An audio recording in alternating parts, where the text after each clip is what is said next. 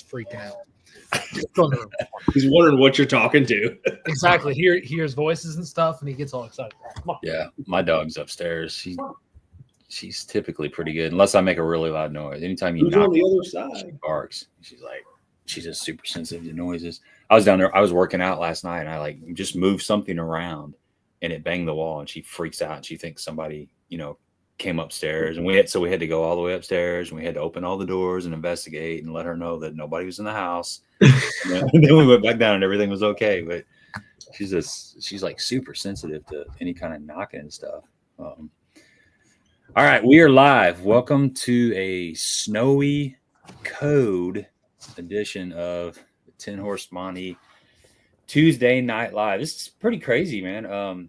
We don't get these snow events like this around here very often, so it's like exciting, but at the same time it's like I want to hurry up and go away because I'm ready to get out on the water and not have to freeze my balls off. It's like you got to wear so many clothes when you go out there, and people don't realize that. I mean, people on this channel realize, but just your average person that's walking down the street doesn't realize how much it takes out of you when you got all those extra clothes and being out there in the cold. Summer's kind of like that too, but people think when you go fishing, you're just out there, eating food and drinking a beverage, and you're not really, you're relaxing. But you fish for 5, 6, 7 hours out in the cold, and on the drive home, it's like you're just trying to stay awake. You're like your body is expending so much energy just keeping your core up to temperature. You're just like, ugh. I'd much rather fish in July at 95 than 30 and blowing. Yeah, I like the cold. You like the cold? Yeah, I agree. They bite so much better. I mean, you can get on a good summer bite, but they're usually bigger in the winter. They're a little bit more apt to bite. I agree with you on that. I just like fishing in the summer more. I like the 40s. I'm okay with 40s. Yeah. Even high 30s, as long as the wind's not too bad. But I don't do I don't know. I guess I'm just a wuss. But when it's low to mid 30s, I stay home. I'm not gonna have fun with that. You just break stuff. I mean, you could break stuff. Like your guides get all icy, and your level wine and your reel and my will to live. Your will to live. You fall out of the boat, you're gone. I mean, you're going right to the bottom because you got 400 pounds of clothes on and boots and stuff, and my sanity, all that stuff. Yeah. And then just launching your boat. Sometimes I'm always concerned about if you're like one of the first people in the morning, you're okay, right? Especially if the sun's out. But then if you fish all night or you fish all day and you come back when the sun's down and everybody's pulled out, sometimes that's like a sheet of ice there on the boat ramp. It can be pretty scary. Yeah. Just know you're always going to stop when your tires hit the lake. Yeah, as long as you don't get sideways and jackknife, you'll be all right. Yeah, I've been there before. I learned that on Smithland Pool on the Ohio River in Galconda. We were fishing a late February, early March tournament, and I was backing my buddy in. This was just like a bass club. There's probably 15 boats in the club, and we were we were probably number 10 or 11 to launch, and it's a pretty steep, pretty long ramp, and we started sliding about halfway down, and he's in the boat. And he's telling me, put it in 4-wheel drive. He had one of the push button 4-wheel drives. This is a long time ago too. And I put it in 4-wheel drive, but it didn't do anything. And what can you do? You're just kind of like there. There's nothing you can do. And we finally, once the back tires slid into the water, we stopped, and his boat shot off. And I don't remember exactly how I got up the hill, but we made it. But that was my. Park on the ramp. What are you talking I realized that once your vehicle went into the water, it was going to stop. So just keep her straight. Just park it on the ramp and go fishing. Yeah, exactly. Before we get going, I just want to give a shout out to some of the people that sponsor this program. We have got Bass Braid here. This is a premium 8-strand braid that comes in several different sizes, several different colors. This is that time of the year where we're changing out all of our line and that kind of thing because we all got cabin fever. So check out Bass Braid, Sniping Braid. It's a good product. It's at a really good price too. The price point is one of the most attractive things about that braid. And Also, Baitworks. Baitworks has been with this stream for quite a while. We will be giving away a $25 Baitworks gift card later on in the program. So keep your ears peeled for that. And one of the cool things about Baitworks is they're always offering some pretty deep discounts in their Bargain Cove, which is their bargain bin on their website. They've got a bunch of really good stuff. It's not just hodgepodge stuff. It's a lot of really good stuff that, everybody needs to restock. So check that out. And they do the flash sales, quite often. They were just recently, there was like an Alabama rig, 20% off every kind of Alabama rig stuff. So your rigs and your heads and your swim baits and stuff like that. They had a pretty good sale going on. So check out Baitworks when you're shopping to stock up on fishing supplies. So man, thanks Josh and Brock for jumping on here tonight. I met Brock's been on here several times, but I met Josh at the Collinsville Sports Show, and I was checking out all his glide baits, and I'd actually seen those before at that high school fishing convention with Brock was there. Brock had a big old case of the clutch glide baits and stuff. And so when I went to the Collinsville Sports Show, I made sure that I went over there and talked to Josh, and we ended up going out to dinner afterwards and had a pretty good time talking about things. How did you get involved with Clutch? Just give us kind of the backstory on Clutch Swim Bait Company. I don't know the backstory. It was one of those things that I've always kind of been a tinkerer and always way overanalyze things. Brock would tell you that I'm huge overthinker. I overthink stuff way too much, and just kind of started making baits one day, and it just kind of took off and went crazy. I just obsessed over it, and it's kind of become what it is. So I know it's not a super in-depth story behind it, but I mean, it's just kind of what that's kind of how it started, is just me being obsessive. Started going down a rabbit hole, and just after months and months and months and months of trial and error, finally got to where we're at. And a couple years later, we're here. So did you buy like, were you fishing other glide baits? Oh, yeah. and you're looking at them and you're like, I don't care. This could be better. This could be changed, or absolutely. I mean, and I mean, guys are like that with glide baits. Guys are like that with jigs, spinner baits, all that stuff. Like everyone that's a tinkerer is always thinking about, all right, how do I make this better? How do I catch a bass better with this? And whether that could be like, all right, I'm adding a little bit of extra purple to this jig skirt, or I'm adding a little bit bigger blade to a spinner bait. Everyone's that way.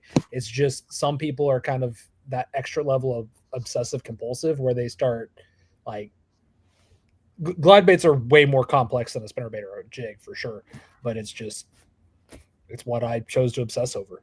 If that makes sense. They're cooler too. They're definitely a lot cooler. Yeah, they're like a little statue. Or something. It looks like a little fish. Decorate your room with, or spinnerbait's like just a wire with some blade. Yeah, like I decorate my Christmas tree with them every year. It's awesome. It's an expensive Christmas tree decoration. Yeah.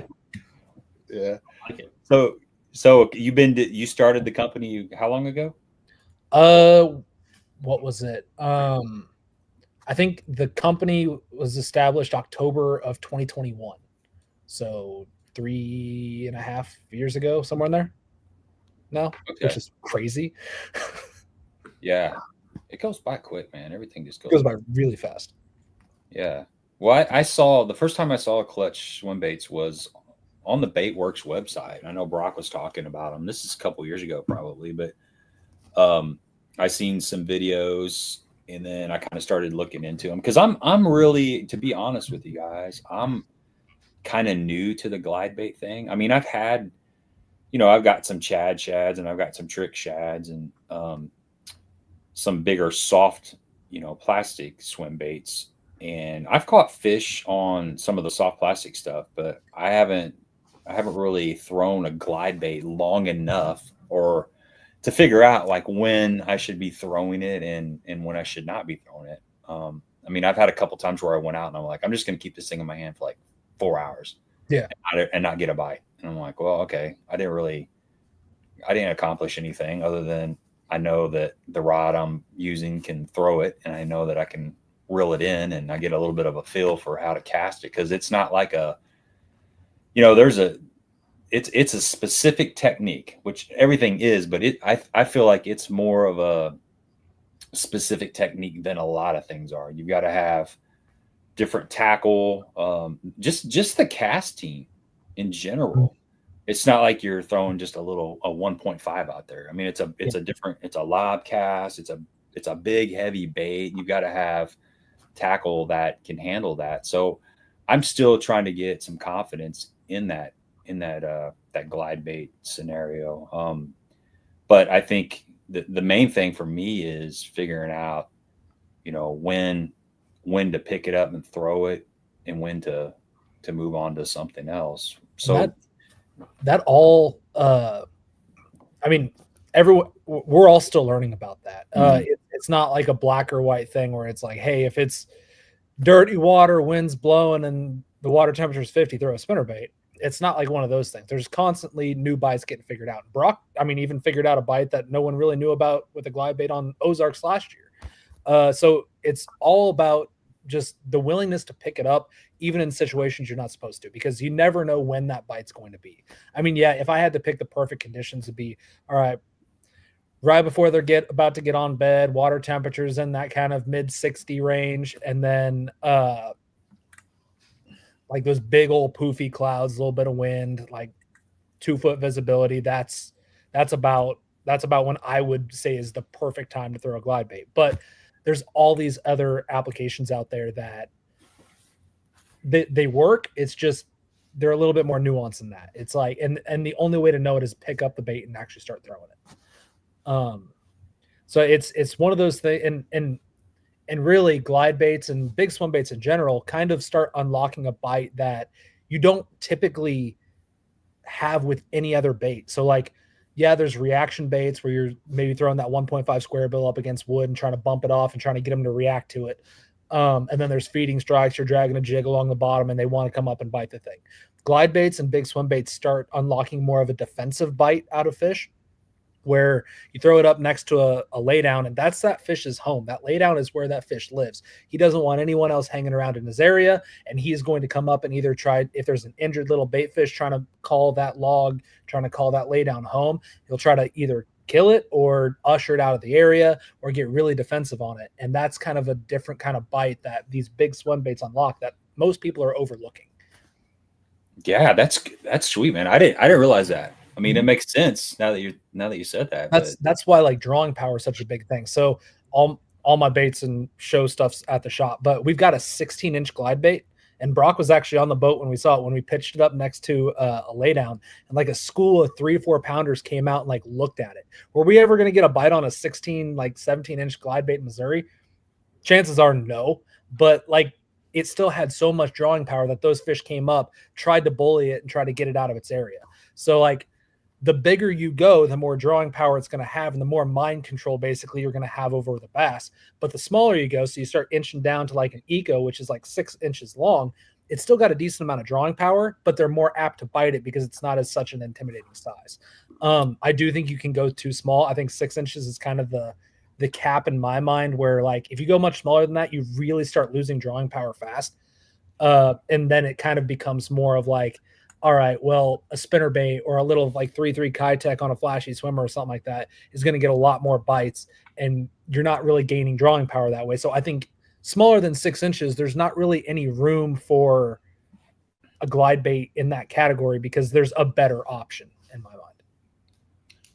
I think you hit the nail on the head there. Like that drawing power, the one thing that I use it for is like, we talked about summer fishing, those summer schools that just lock on the bottom. Throw that glide bait out there and just let it slow sink over the top of them, and all of a sudden you start seeing fish that you didn't see on your front looker, right? Mm-hmm. Like it's just the curiosity of fish. They want to see what's going on. You may not get a bite off of it, but it's another tool for the box. So, but a lot of times if they're in any sort of feeding mood, they come. You may not hook them, but they're going to knock the crap out of it. Mm-hmm.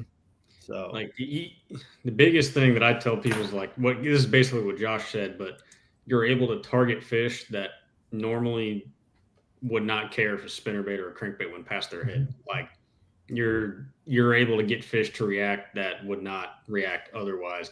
And a prime example of that was when Gabe and I were out on Pickwick, and I was throwing the baby boss. And for these schools of fish that everybody's already been fishing for, the high pressure, and normally when there's high pressure, you think to go smaller. And that's typically anymore. I feel like I just go bigger. I try to go with the boss and try to get those fish fired up. And then, of course, you're going to catch the biggest fish out of those groups. But yeah, that's a pretty good sized bait. Jeez, 9 3/4 inches, yep. 4.1 ounces. What? I mean, are you realistically, when you're throwing this, how many fish are you eliminating? I mean, are you going to catch? I mean, we've all caught not as many as you think. Big things, but I mean, are you going to catch? Have you caught like a 2.5 pounder on that, or is it typically like 4? All day long, all day long, 2.5. Okay. Brock's caught a bunch of smallmouth on Table Rock on it, like stuff that you'd like. What's your plan here? You can never fit that thing in your mouth, like. But bass don't have mirrors. They don't know how big they are. The only thing that they can judge is based off other stuff they've eaten. If they see a little injured bait fish up there looking just injured and sick and everything, they're gonna try to finish it off. Well, one thing on that though, like we're thinking that we know that's hard, right? They don't know that's hard. Yeah, they just think it's another soft, fleshy bait until they hit it, and it's a solid piece of. And the thing that's really important when you start getting into those really big size glide baits is hook placement location. So like if a bait's not designed properly, and I mean the first day that we spent prototyping the boss, I had the hooks in the wrong spot. We missed a lot of really big fish that day, and we had too big of hooks on it. The hook points were too far below the bait, and the hook was further back on the bait itself. So like generally when they hit the boss, they're gonna, I know you can't see my finger, right where your cursor was, right at that base of that gill plate is where that fish pretty much always attacks. A little bit lower on it, basically right where that front hook hanger is. That's where that fish targets the bait. So like if it was further back, you'd lose a lot of fish. You wouldn't get as high of a hookup ratio. But because that hook is so far forward, it's right where that fish is targeting that bait, and your hookup ratio is fine. Like, so they're trying to get it head first. Do you find that not necessarily head first? I think personally they're trying to take a gill shot on it. Okay. I think they think like, this is me kind of getting in the weeds here, and this is mega just theory, but I personally think that they know that that spot on the gills is probably the weakest point on a fish, and that's where they're trying to target to take it out. Now, I think Brock's can call me crazy there for sure, but like I personally think that's why they target that one spot. I don't think they're always trying to get it head first. I think they're trying to finish off a bait fish a lot of the times, and I think that's why they'll kind of target right there. So, Josh, do you think that's on the boss because of the size of it, and then like say the Eco or the Darter? Do you think they hit it head first or tail first, or is it all 6+ inch baits? You think they're going after the gill plate? I kind of just think it's just baits in general. Like, I mean, it's hard to say on a smaller bait because like you think like a jerk bait and stuff, you're like, oh, he got it head first and stuff. He might have been trying to eat it head first, or he might have been trying to aim for that one area. Yeah, but we've all flushed the toilet. It doesn't all go down the same way. When they open their mouth and just suck that much water, and that bait does all kinds of funny things. Yeah, for sure. But I do think that that's probably one of the weakest points on a fish, and I think it kind of makes sense that, and I mean, you see so many fish bite right beside the boat. You see them bite, and it's like, okay, that fish wasn't like going up on the bait trying to get it just eat it from the head first. Like you think you get a lot more at that level and trying to like open his mouth and usher it in, but like it really seems like they're trying to target that gill location. Yeah, I mean, I've been watching a lot of, and I don't know if this holds water or not, but on my Facebook page, man, there's all this like wildlife stuff that pops up. That's my algorithm, and I love it. Like like a leopard hiding up in a tree, and all of a sudden this deer walks underneath and it jumps down and they always grab it right here by the neck or like the snout, they suffocate it. But most of the time it seems like they're trying to get that neck kill. So that gill on a shad is kind of the neck area in a way. And then also, a bait fish is real flexible, and a big bass, they have a lot of vacuum when they flare their gills and they suck that water and they move all that through their system. There's a lot, they're creating a pretty good little flow of water. So they're going to fold, they'll fold that fish right in half, that shad, it's going to fold. So I think, as long as they get it up towards the front of it, they're going to be able to suck it in as long as their mouth is big enough. And I like what you said, Josh. I just recently heard this about, bass don't have mirrors. They don't really know. They don't know how big they are. The only way they can find out what they can eat is if they try to eat it. And if it works out, it works out. If it doesn't, they just keep on trying, That's a good point. Not to beat a dead horse here, but thinking about another example, like, okay, you've thrown a mag draft everyone's throwing a mag draft. Like, if they're not absolutely like smoking it, trying to eat it, like they come up and nip it, it's always that one little area that they're coming up and nipping it. I can't think of any fish that I've seen come up and grab it by the tail. Have you, Brock? Just like straight up, just grab the tail. It's always right there. But I don't know. It's theories. You ask a million people, you're probably going to get a bunch of different answers. But that's my kind of thought process. Hey, Gabe, Fishing Junkies got a good one there, and tie into it, kind of a segue into cadence and how you're working. Are you talking about this one? Yeah. Okay. Yeah, he says for the podcast listeners, which, by the way, we are releasing this in podcast form. I just started doing that a couple months ago. So if you're driving through an area and you're going to have like spotty reception, a lot of times it's easier to pull that data in just a street, just audio form versus video. So there's a little bit of an advantage there. So check out the podcast. So Fishing Junkie says, are glide baits supposed to be like a dead or wounded bait fish, or do you throw them in a pile of shad? I think sometimes. It's not all the time, but sometimes. And Josh just made a video on this, and whenever I started throwing glides, I was like, I'm not a big fan of it, but bone, like white or bone color, I get scared from it at the beginning just because of water clarity. And like on Lake the Ozarks, even on the lower end, like that water's clean. But if you like when big gizzards are dying or they're not healthy, they turn that color and they basically like glow in the water. And we fished a tournament 2 or 3 years ago, and I got to like see it firsthand. And I was like, oh my gosh. And like bone is basically is the go-to color, I'd say, for both of us. And then you can mix in a little bit of other, like, when you go to Table Rock or, really clean bodies water is kind of when you have to switch it. But yeah. So yes and no on the wounded. My line to like 4 or 5 foot's kind of where I draw the line, where it's like, all right, if it's 4 or 5 foot or clear, I'll kind of go with more of a painted color. Or if it's bright sunny out, if it's cloudy, I usually always start with bone unless it's like super, super clear water. Yeah, Brock, that day you were talking about when I fished with you at Pickwick.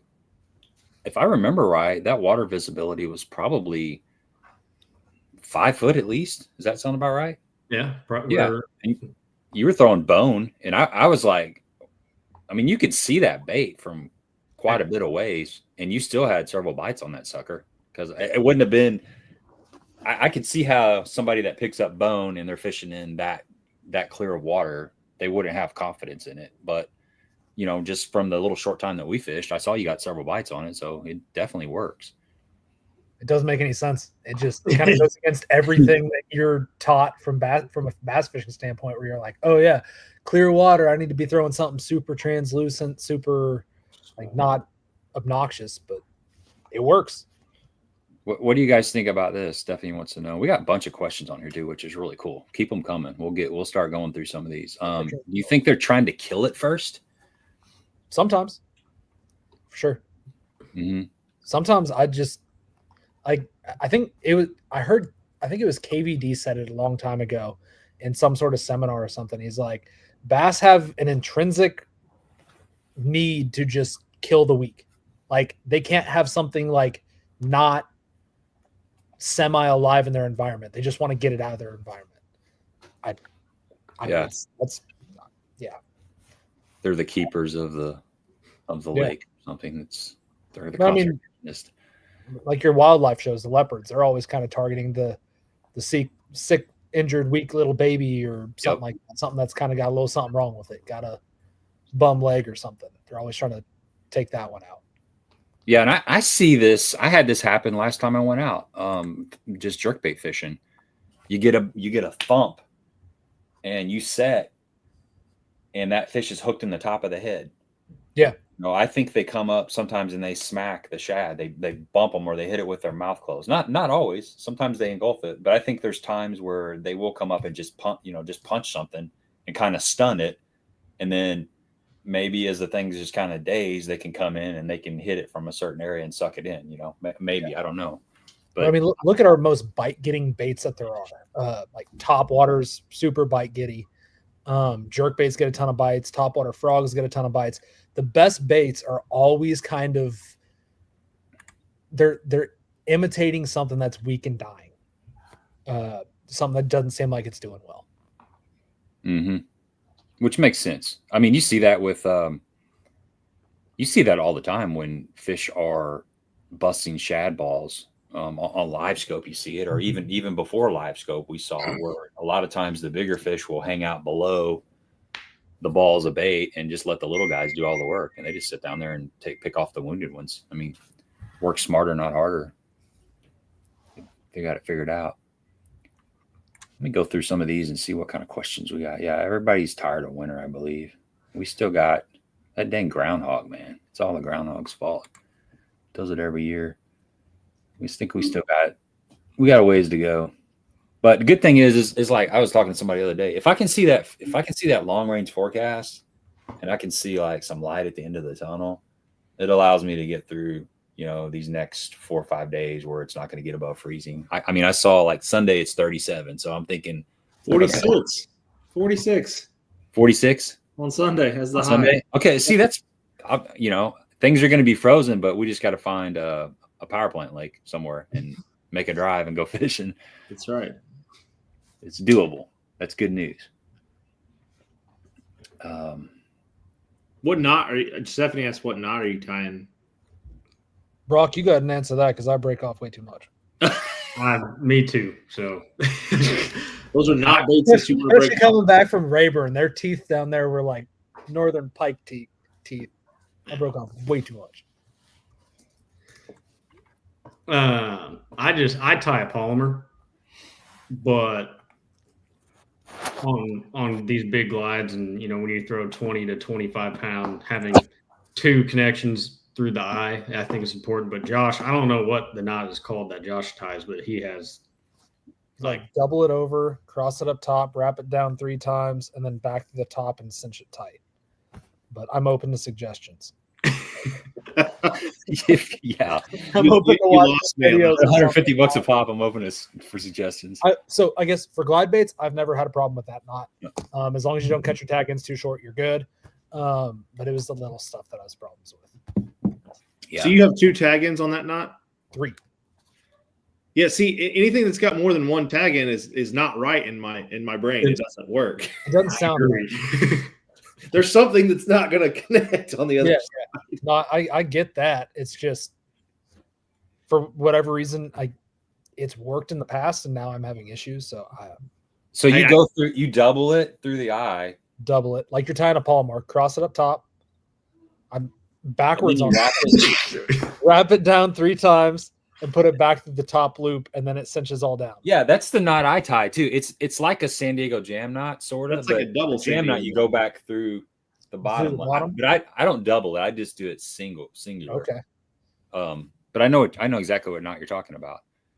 I think Swindle did a video on it or something like that a long time ago, and that's what I've always been tying. And apparently, I'm doing it right now. It's the one where as long as you got something that's got some weight on it, you can kind of swing it, kind of. Yep. Unless you're having a glide bait, you just hook your arm. I know, or an A-rig. A-rigs are like those. That's the hardest thing to tie on. You got to like Yeah, I guess question for you, Brock, on that. Do you still tie a polymer on an A-rig? No. Okay. No, I just do the single version of what you do. Just put it through and then wrap it around, go back through that bottom hole and cinch it tight. I was going to say the level of cussing I would have I was trying to tie a polymer with an A-rig is insane. It's fine as long as it's not one that's you're retying. It's brand new out of the package. You could end up snaring yourself and dying right there in the boat because that loop would be so big. If you get caught up, next thing you know, you're in trouble, man. I'm pretty sure I just throw the whole rod overboard. I'm like, it's not worth it. Yeah. No, I do the same knot you do on the A-rig, Brock. It makes more sense. It's a good knot. Yep. How about your I know this isn't like glide bait related, but on a spinning rod when you're tying braid to fluoro leader, what kind of knot do you guys use?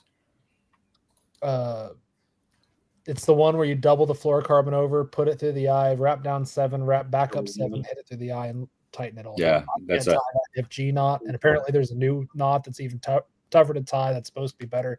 I don't know that either. That's the one I do. I don't do the back. It's just basically a form of an Alberto knot. JB taught it to me, and it's heck, man. I've caught. I don't. So I do the same thing you're doing. You make a loop, and then you take your braid through.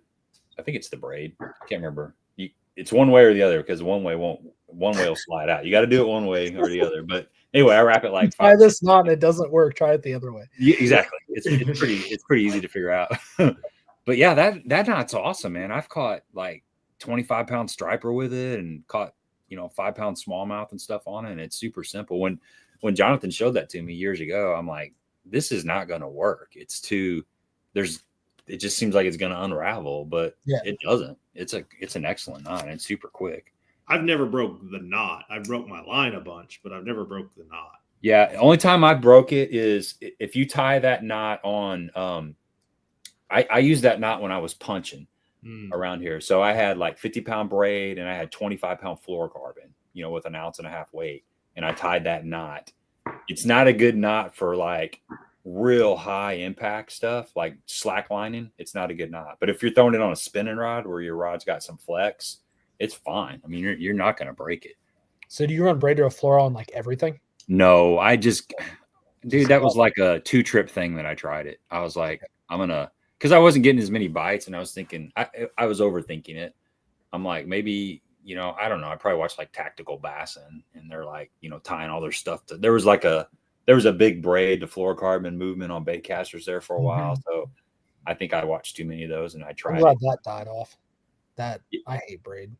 Yeah, once I broke it, the first time I broke it doing that, I'm like, that was a $7 tungsten weight and whatever the hook costs. I'm like, it's okay. I'll just keep throwing straight braid. Do you run straight fluoro on your spinning reels or you run braid? No. I will use braid on a spinning. I'm talking on a cast, like okay. Bait caster. I hate braid. What about topwater? I try not to throw topwater much. I got one rod for it. It comes in the boat every once in a while. It's too much of a heartbreaker, isn't it? Yeah, I mean, either mono or like P-Line had like a topwater copolymer a while back. I like that one, but like I try not to use braid. Yeah, Curtis has got that question basically. He said he was reading some opinions today that some won't throw a glide on anything but mono. What's your thoughts on that? I love mono for glides. Unless you're like forward facing sonar like a boss, then fluoro, but like most of the time it's mono for me. What about you, Brock? Yeah, we battle on this all the time, but I'm a fluoro guy. I like sinking down my glides, and I'm a deep fisherman. That's just what I like to do. But I basically throw fluorocarbon a lot, and I think the issue with throwing fluoro though as a whole with glides is you have to replace it a lot more often, I guess, than mono. But as much as I try to get out in the water in tournaments and whatnot, I'm just constantly respooling. And then I've seen some guys throw braid, like some of the not older, but the like initial swim bait movement, like a long time ago, a lot of guys threw braid to mono leader. And when I first got into it, I tried that and I cast it off a glide. I was like, I was going to never say, doing that again. for the love of God, guys, don't use braid on glides. Yeah. So bad. So like, I'm sure everyone's casted like a topwater frog or a spook or something, and you try to make a big long cast, like doubles over and tunk middle of the air, and like the frog drops and you cuss because you got to pick out a backlash and stuff. If you do that with a 4 to 6 ounce bait, that bait will keep going. Like shock absorbency is horrible. Like it's not like everyone's like, oh, that's a 65-pound test. I won't break that. Yeah, you will. You might lose your rod too. Yeah, I was gonna say your rod might be following the bait too. Bad news. You will cuss and lose so many baits if you use like 50, 60-pound braid. You will lose so many baits. Yeah. So I want to go back to something Brock just said. You said that you go through a lot more fluorocarbon than you would mono. Is it line twist or is it just shock of the heavy bait? Josh throws more mono. Well, but Brock was saying the glides tear up the floor. Yeah, so the line twist, it's a mix of both. Like depending, then this is a good topic to get into for casting and line twist because some of these big baits, when you cast them, they all the way out there. But yes, both line twist and shock absorbent. Like when you catch a fish, you're just cranking them into the boat, and then that fluorocarbon, which I'm sure applies the same to mono, but it just thins out. Fair enough. What's your tips on casting them without helicoptering them and cussing them the entire time? I'll let Josh take this one because he's eliminate the wind. Thought we were supposed to find the wind. Yeah, it's just kind of a necessary evil. There's not really. You can definitely get in a rhythm where and I don't even know what I do, but I know like I'll get in a rhythm where I'm just not helicoptering it at all. It's just having a bunch of experience casting those baits, and then every once in a while I'll screw up and I'll just see it through the air. So it just kind of. I think a lot of it. I don't know if this is the case or not, but I always with the bigger baits always sidearm them, and whenever I sidearm them, and it's kind of more of a loft of a cast rather than really getting after it. Whenever I do that, it doesn't helicopter like that. I feel when I'm throwing a big glide, it's like you said, when I get in a hurry and I try to bomb cast one, then I get but if I take my time and two-hand lob it out there, it usually goes further and yeah. And then it lands with a kaboom. So well, and then what about like a boss or a baby boss versus something more like a darter? Yeah, so I mean, the boss and baby boss, they're very thin baits, and I mean at that point it's the kind of a parallels casting like a flat-sided crankbait. Sometimes it's going to cast like a potato chip. Like it's going to catch a lot of wind. It's not going to be super fun to cast it, but like the benefits outweigh that thing being blockier. You definitely want to throw a thinner bait because you're just going to get bit more. But yeah, it just kind of comes with a price sometimes, and it just means you got to retie a little bit more than not. Yeah. So. Well, with a bait like that, I'm going to probably retie quite a bit. So yeah, we got Johnny on here. Yeah. Just a moment. What's up, brother? Good to have you on here. Need to get him back on one time. He was on a while back. That he's got some knowledge. He's very smart. Definitely got some knowledge. Yeah, because I was throwing. So my buddy Jun Shoji, he's a Japanese fisherman. He's got a company called Dream Express Lures, and they make some pretty cool glide baits. He sent me over one a while back, and that's like the first big glide bait that I threw, and it's more of that darter style. It's not more of a shad profile. It's a little bit more of a minnow type profile, but exactly. But it's probably what do you think that is, JB? Like 7-inch bait, maybe? I can't remember what it weighs. All in Japanese, I can't read it. It's probably, you need to touch up on your Japanese, but it's probably like around 3 ounces, maybe, and that's the Pinky Deluxe. So that's one of their smaller ones, but. That's kind of the one I had thrown before that was like just the S waiver, the River to Seas S waiver, which that's one that a lot of people start out with. So I'd thrown that a little bit. It wasn't too big a deal. Then I got that Dream Express one, started throwing that. And that's when I started getting a little more of the helicopter, vibe. But I noticed like what you guys are saying was you'll make like 5, 6, 7, 10 casts and I don't know if it's your release point or what, but it's kind of just going like that and it lands. It's no problem. And then all of a sudden you'll make one and it gets all sideways. But for me, I was trying to really focus on what I was doing, how I was screwing up the cast. And it seemed like there was like a certain release point. Like if you hit that release point just right, you didn't get that twist. But if you're a little bit like, if you're trying to get it a little bit too hard out there, your release point was a little weird. And then you get that twist. I mean, that's just kind of what I came up with in my head. Yeah, I've never broken it down and really figured out exactly what it is, but I know like generally it happens when you're getting a little too excited. You maybe flick your wrist a little bit extra too hard, and it just, it helicopters a little bit. But yeah, and that backlash on the braid, man, that always happens when I see a fish blow up in the grass or they're schooling. And I'm really trying to get out there, and you end up screwing everything up because you get a nasty backlash. They come up for 10 seconds, and it's already over, and you didn't even get the bait, within like 25 yards of them. So, yeah, it happens almost every time. Let's see what we got here. Some more questions. Oh, I was going to ask you about, do you ever do your glide baits come with swivel line tie on them, or do you ever add a swivel to it? Not really a swivel. I know there's a couple guys that do that. Sometimes they'll add a snap. Sometimes it seems like they bite a bait with the snap a little better. Sometimes they like direct line tie. You don't really need either. You don't need one or the other. You definitely need one. You got to connect the bait to it. It just kind of depends from day to day, where like some days they want a direct tie, some days they want to snap.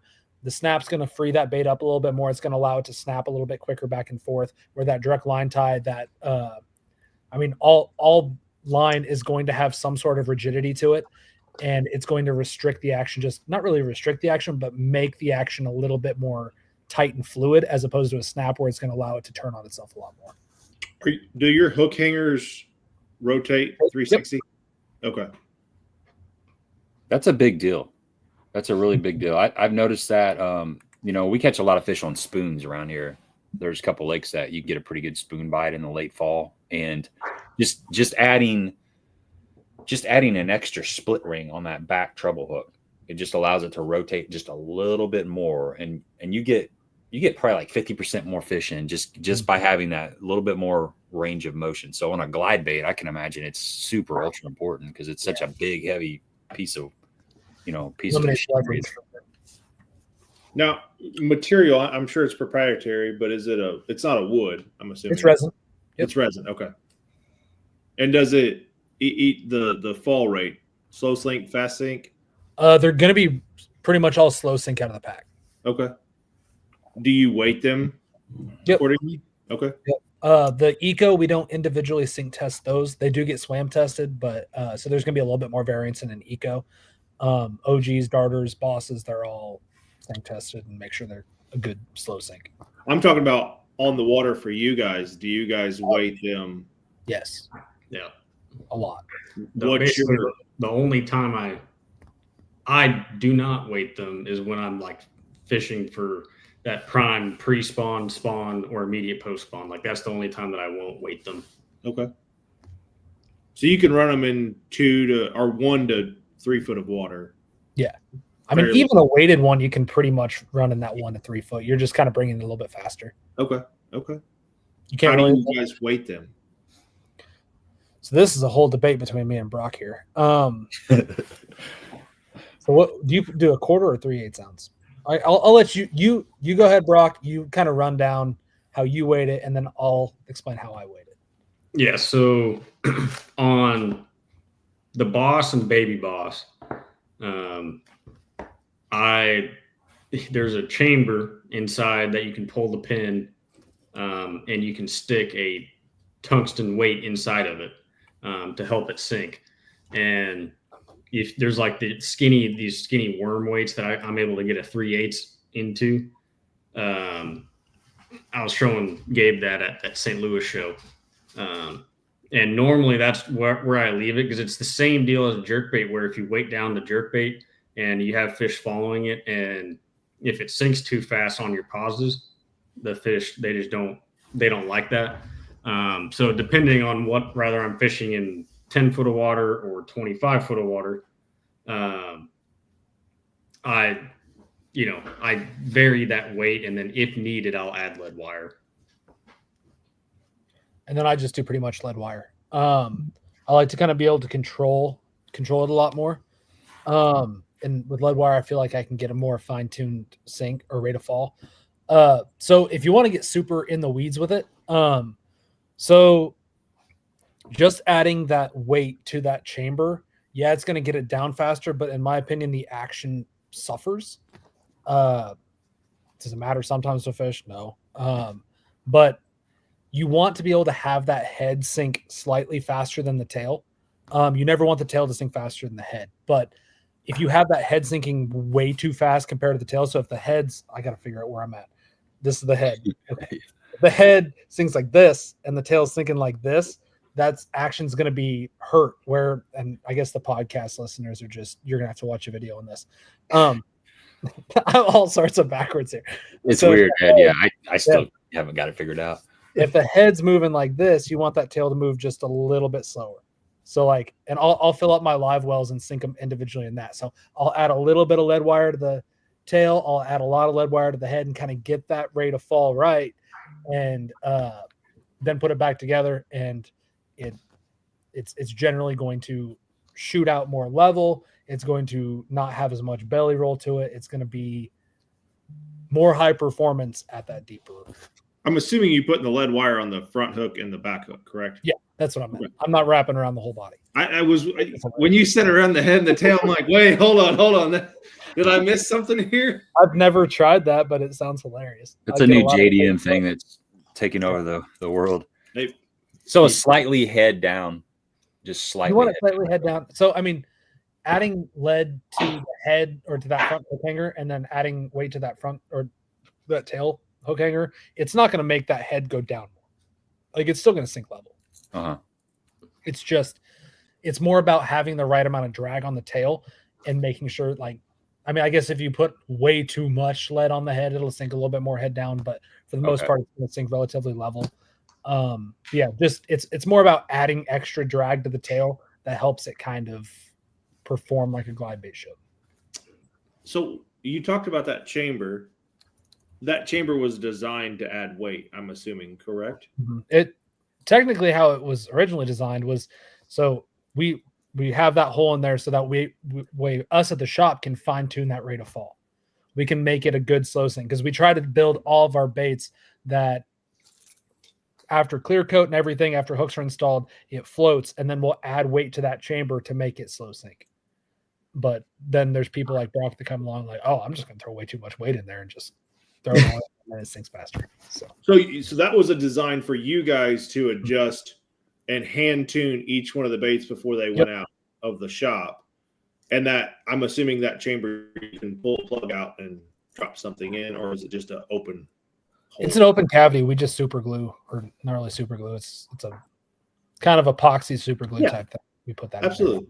But each one of those may or may not have a different size weight in it, becoming from the when you get them in from the factory, because they could weigh something a little bit different. Yeah, so sometimes there's going to be ones that don't really have any room, which is why on the Boss we have 2 holes on the Boss because there's guys like Brock out there that want to weight the side of it. I got it. Yep. One until I got so many people calling me like, "Hey, there's no room for weight in this one." It's like, well, yeah, because when I got on that Boss bite this past summer, and I broke in practice like a 6, like it was a giant off, and I broke the glide off too. And I was like, oh no! I had to drive all the way up to Kansas City that day to get some more glides for the tournament. And I was like going through them, trying to make sure I got the ones that I could use to sink them down. It was pretty funny. I think it was funny. I think you called me and you're like, there's no room for adding weight on this one. I was like, well, just take like a 3/8 ounce drill bit and drill it out. And he's like, I'm not doing that. I'm not drilling into this glide bait. Yeah. Like, it's fun, man. Just drill into it. It's like drilling a hole in the deck of your boat, man. People get hung up on that. Yeah. It's one hard thing to do. I think something that'd be cool to talk about is Josh's perspective on treble hooks on baits / glide. Yeah. And I know you disagree with me on this. No, you changed my opinion last week. That's why I brought it up. Yeah. Tell them about You heard it here, first time ever. Yeah, so I think this is more than just on glide baits. I think it's just baits across the board. I think fish are really smart to sing hooks. They see, I mean, all of our lakes, especially like the Rayburns, Lake of the Ozarks, Table Rock, all these fish see a bunch of different baits. And if you've got something unnatural hanging from the bait and they've gotten caught because of that before, they learn really fast that, oh, that means danger. I'm not going to bite it. And what kind of really like clued me into this was I was on Lake Fork a couple years ago, and ended up being fry garters. It was like May.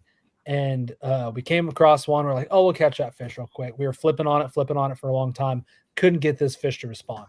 Picked up a boss, pitched it in there, gave it a couple twitches, and the thing got super fired up on it, like got all sorts of crazy, did not want that thing in its area and just tried to get it out. But he never hit the bait. Got super close to it and everything, but never touched the bait. Well, at that point, we're like, all right, cool. He's fired up. We flipped in there, wouldn't touch anything. It's like, picked up the glide bait again, threw it in there, fired up, wouldn't touch it. It's like, I wonder what happened if I took the hooks off. So I took the hooks off the bait, pitched it in, thing came unglued on it. Like just smoked it, hitting it like in one like 10, 15 foot like area that we worked the bait. That fish probably hit it 20 times.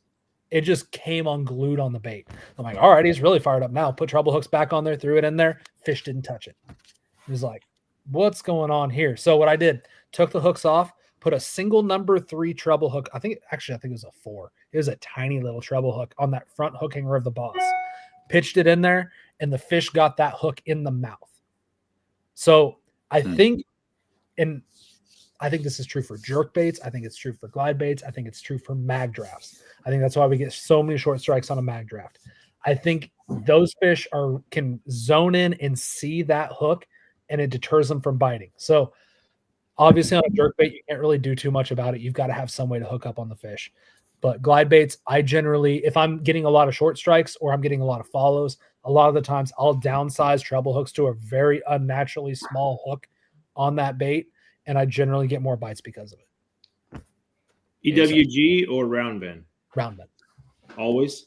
Yes. I use throw EWG. Your hookup ratio is not as good. Like everyone's like, oh yeah, EWG, you probably lose a few less hooks, or a few less fish, but the big thing on that is as long as you got the right rod, got the right reel, got the whole right setup, you're not going to lose those fish because you just bully them to the boat and then boat flip. It's like if everything's right, your odds of losing that fish are pretty low, even with the EWGs. Yeah, man, that's a really good topic, like you said, with all treble hook baits, the EWG versus the round bend. There's been times where, like I was just down at Bull Shows recently, and I was throwing this is the Bill Lewis MR6. Mm-hmm. It's got EWGs on it, and then the rock crawler has got the round bends on it. I lost a couple fish on the EWGs because they weren't getting it as good, and Dale only lost, I think, 1 on the rock crawler with the round bend. But I throw the scope stick a lot by Bill Lewis, and it's got the EWGs on it, and I don't seem like I don't miss a lot of fish on it. But I have in the past missed fish on like some flat-sided crankbaits that had EWGs on it. I mean, I'm a firm believer that round bends, if they're not getting it as good, the round bend is opened up, obviously, and you're gonna hook up a little bit better. But I think a lot of times, if they are hitting it good and committing to it, that that round bend or that EWG kind of locks them up a little bit better. I mean, that, like with minnow fishing, I know like a sickle style hook versus a round bend. There's something about that sickle style hook. It seems to lock them up a little bit better for me. But you got to get them. They got to be biting good too. So it's like Man, I don't know. You really there's some things I don't think matter all that much in fishing. I mean, like some people get like you talked about earlier, Josh, about color. You know, some people want to put 2 strands of purple in their jig skirt, or you know, they think that it's got to be exactly this color. If it has white on the belly, they're not going to bite it. You know, sometimes I don't think that matters, but hooks are something that the more I fish, that's something you got to pay attention to, especially if you're missing fish. I mean, if they're clobbering it, whatever, man, you're good to go. But if you're throwing like an EWG and you're getting bites and you're not connecting with the fish, you know, that's a time to change to a round bin. I mean, you should really, most of us don't do it, but we should sit down. If we get a couple bites on a bait and we're not hooking up with them, we should take the time to sit down and change out the hooks on our bait. You know, if it's an EWG and we're not hooking up, I mean, we should really take that couple minutes, get you some good split ring pliers, sit down in your boat, put it on spot lock, change out your hooks, because bites are a premium. And if it's become that obvious that you're throwing the right color, probably because you're getting bites on it and they're smacking it, but you're missing them, it's probably your hooks. You know, that's something to really be paying attention to, in my opinion. The only other thing that I'll add on your EWG round bin is I'd rather throw an EWG when I'm running that square bill or crankbait into heavy cover, because I don't think it grabs onto the cover as much. So definitely grass. You know, I think you can sneak a bait through grass a little bit easier if it's EWG than round bin. Sean's got a question. He says, "What hooks do I use to replace on the darter?" So all of the hooks that we are using with clutch right now are BKK. The darter is the Spear 21s. The front is a size 1 and the back is a size 2. If you want to simplify it, go 2s across the board. So when you say unusually small a while ago that you're downsizing hooks, how small will you go? On a Boss, most of the time, if I really downsize, I'm going a size 2. And I mean, that's still a pretty decent size hook. It's much smaller than like a 1/0. But it's smaller. I carry 4s in the boat for very, very specific occasions. But the problem with that is you really got to be careful. You're really playing with fire there, and like you're going to lose a lot of fish. Are you talking still a 2X hook though on that? Are you going to go with I mean, it's really hard to find a size 4 and a 2X, like a good one, like a good hook and a 2X. If you can find it, awesome. If not, it's tougher. Short shank or standard? I like short shank. It's a smaller hook. Mm-hmm. I feel like you get less leverage. But the big thing that I was kind of getting at was the size 4 is where they really start to change the wire diameter on you. Mm-hmm. Size 4 is where they really start going down. Even the 2Xs, like a 2X on a 4 is close to standard gauge on a 2. It's 4 is when that wire really starts getting small, and you're throwing a big bait, so you've got to have a nice, like a heavy rod to be able to cast it, but that rod's going to overpower and bend that hook way too easy. So like what I tell guys a lot is like, I don't necessarily pick the rod based off the bait. I pick the rod based off the hook.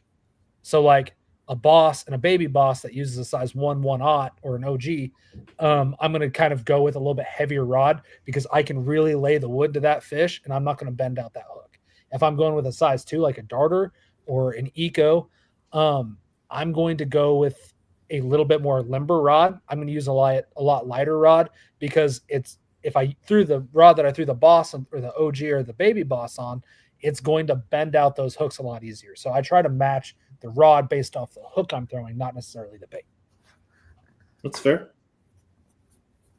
But I mean, that rod's also got to be able to throw a 4-ounce bait. So I mean, yeah. Well, you know, we're talking about splitting hairs with hooks. You're splitting hairs with rods too, right? I mean, we got way in the weeds of talking about size of hooks and wire diameter.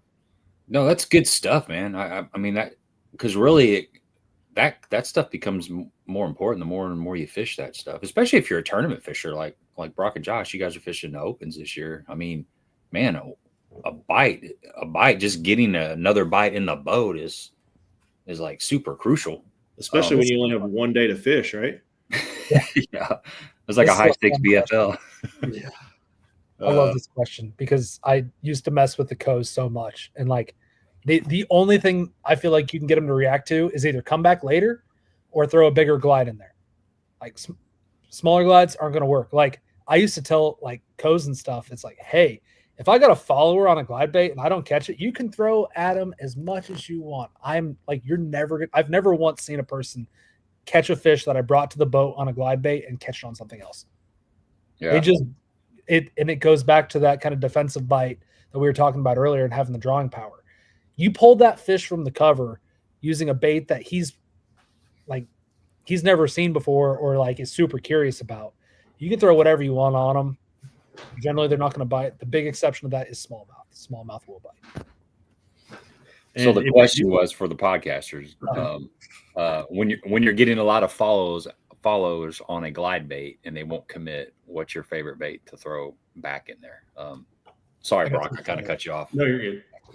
On that, one thing that I've learned is if they do follow it to the boat and you kind of hit a point where you can't reel it back in and the fish won't follow it all the way, work it all the way back to the boat because the fish will they're so hyper focused on the glide that they'll think the boat is the bank or a boat dock or something, and they'll use the boat to feed up on.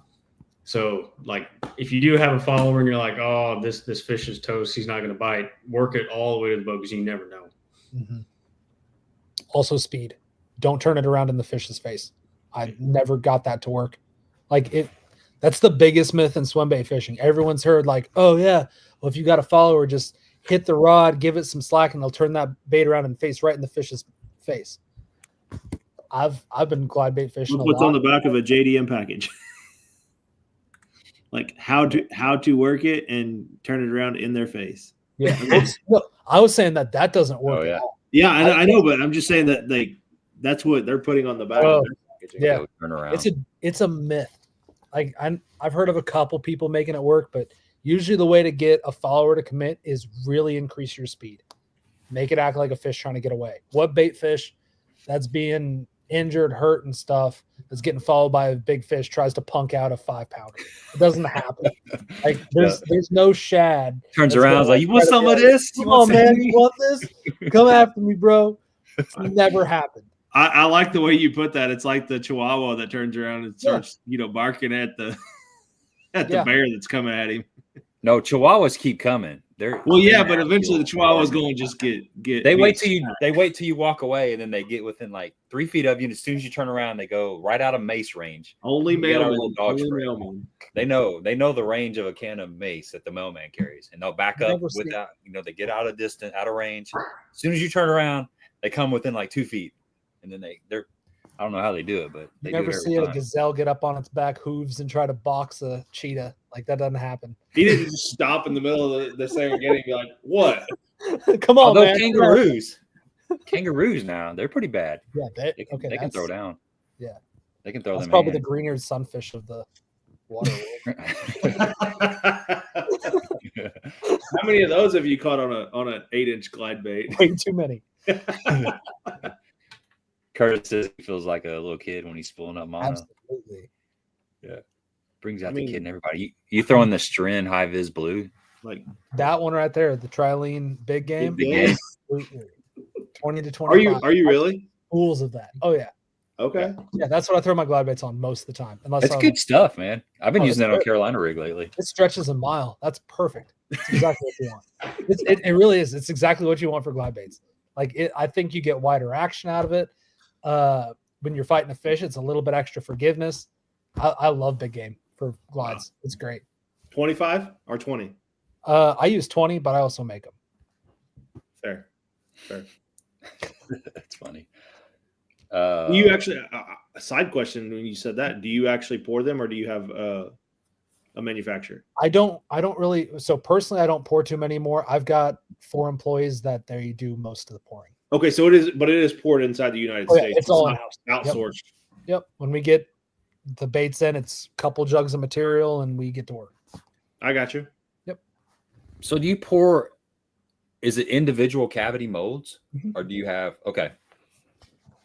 So you pour the bait. This is kind of, we can kind of go down this for a little bit too. I didn't really write that down, but this is pretty interesting. So the whole process of like, making a glide bait, you have, so let's just start from like scratch. You have an idea of a bait.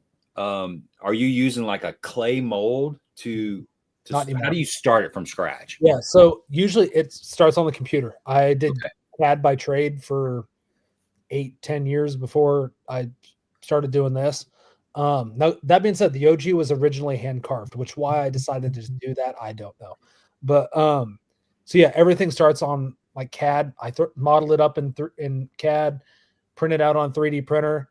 We'll make a mold of it. We'll test it, and then we can kind of fine tune with revisions from there. It just makes it really fast, and I can control it so much easier in CAD as opposed to just sitting there carving. Yeah, it's amazing how far things have changed. How much things have changed in the last, I don't know, like for sure, in 15 years or whatever. So do you build that then on like a 3D printer then? Mm-hmm. We've got 3 3D printers at the shop now, and most of the time they're always going. Okay. And it's just different designs and different stuff that I'm working on. There's no shortage of ideas. I got you. So you have your mold. Mm-hmm. You pour your material into the mold. Like, take us through that process. Yeah, we'll have a head and a tail mold because it's 2 different pieces. Okay, gotcha. We'll be able to cast all of our ballast weights in there, all of our hardware, all that stuff's in the mold. So when we pour it, we clip off the sprue, clean it up a little bit because there's always a little bit of flashing, sand it down real good, fill it, make it look all cosmetically great, and then goes off to paint, and then paint, clear, eyes, tails, all that stuff. I'm making it sound really easy. It's actually a pretty labor-intensive process. Oh, I bet, yeah. But yeah, that's kind of how we do it. You do everything in-house, start to finish? Awesome. We don't make hooks, but well, obviously, yeah. That'd be pretty tedious, man. Do you bend all the wire for your? No, we get that into. Okay, Bass Guy 1960. His question is there a time and place you would downsize to a smaller glide bait? And talk about that. Like, you look at your selection of clutch swim baits, and there's a variety. There's quite a bit. How are you choosing one over the other as far as size and action and stuff? Bait fish size primarily. Like, I mean, me and Brock are pretty much on the same page here, where it's just like we're pretty much always going with like a 9 3/4 inch bait. It's once you see the power of a big bait like that, it's hard to go back. But like a couple exceptions, like fall is when I'll primarily go with, or like certain time in the fall, like if I'm fishing shallow, I'll go with an eco, where like if they're chasing threadfin up shallow, smaller bait kind of works a little bit better. But other than that, it's kind of matching the size of the fish that you got that you're targeting, and then also kind of matching that bait fish size. Okay, so the eco is 6 1/4 inches long, which to a lot of people that aren't, don't fish a lot of glide baits, that's still a decent sized bait, Yeah. But like really, I would not go much smaller than a 6. You just lose so much drawing power. So the Boss is pretty much what both of you primarily throw then, right? Yep. Yeah. And then what about the darter? So it's, obviously the darter has a different shape. It's a different profile. The darter was originally designed around the herring fisheries of like Georgia, South Carolina. But it's got a like different action. It works around here a lot. It's really fast and snappy. Okay. Kind of like when you get on a topwater spook bite. That's kind of when it really excels around here. You can hit it really hard and kind of it kind of marries the reaction strike that you get of a topwater bait with a glide bait. I think Brock said that once. But it kind of blends those two together, and that's like that's when that bait excels. Can you get that bait to porpoise and jump out of the water? You can, yeah. That would be pretty. Oh, that's cool. Wow. I mean, you can make any bait do that, but the Boss kind of struggles with that. But I was gonna say, I would say that 4+ plus ounce bait struggles to do that. But that bait looks like it's designed to jump like a fluke. Yeah, would. I know Book is like he throws his glides on Braid, and I just that's like a David Fritz, man. He's cranking with Braid. I just don't like. I don't know, man. I'm not trying to hurt anybody's feelings, but Braid, to me, Braid is. I mean, I use it on top water. I use it with frog fishing. We have a lot of grass lakes around here, so we're punching and throwing frogs, and that's Braid for sure. And I will throw some top water on Braid, but it seems like it's harsh on my body too for some reason. I don't know why. Well, it's not as forgiving. I think you get a lot less bites. Yeah. So especially on glide bait, right?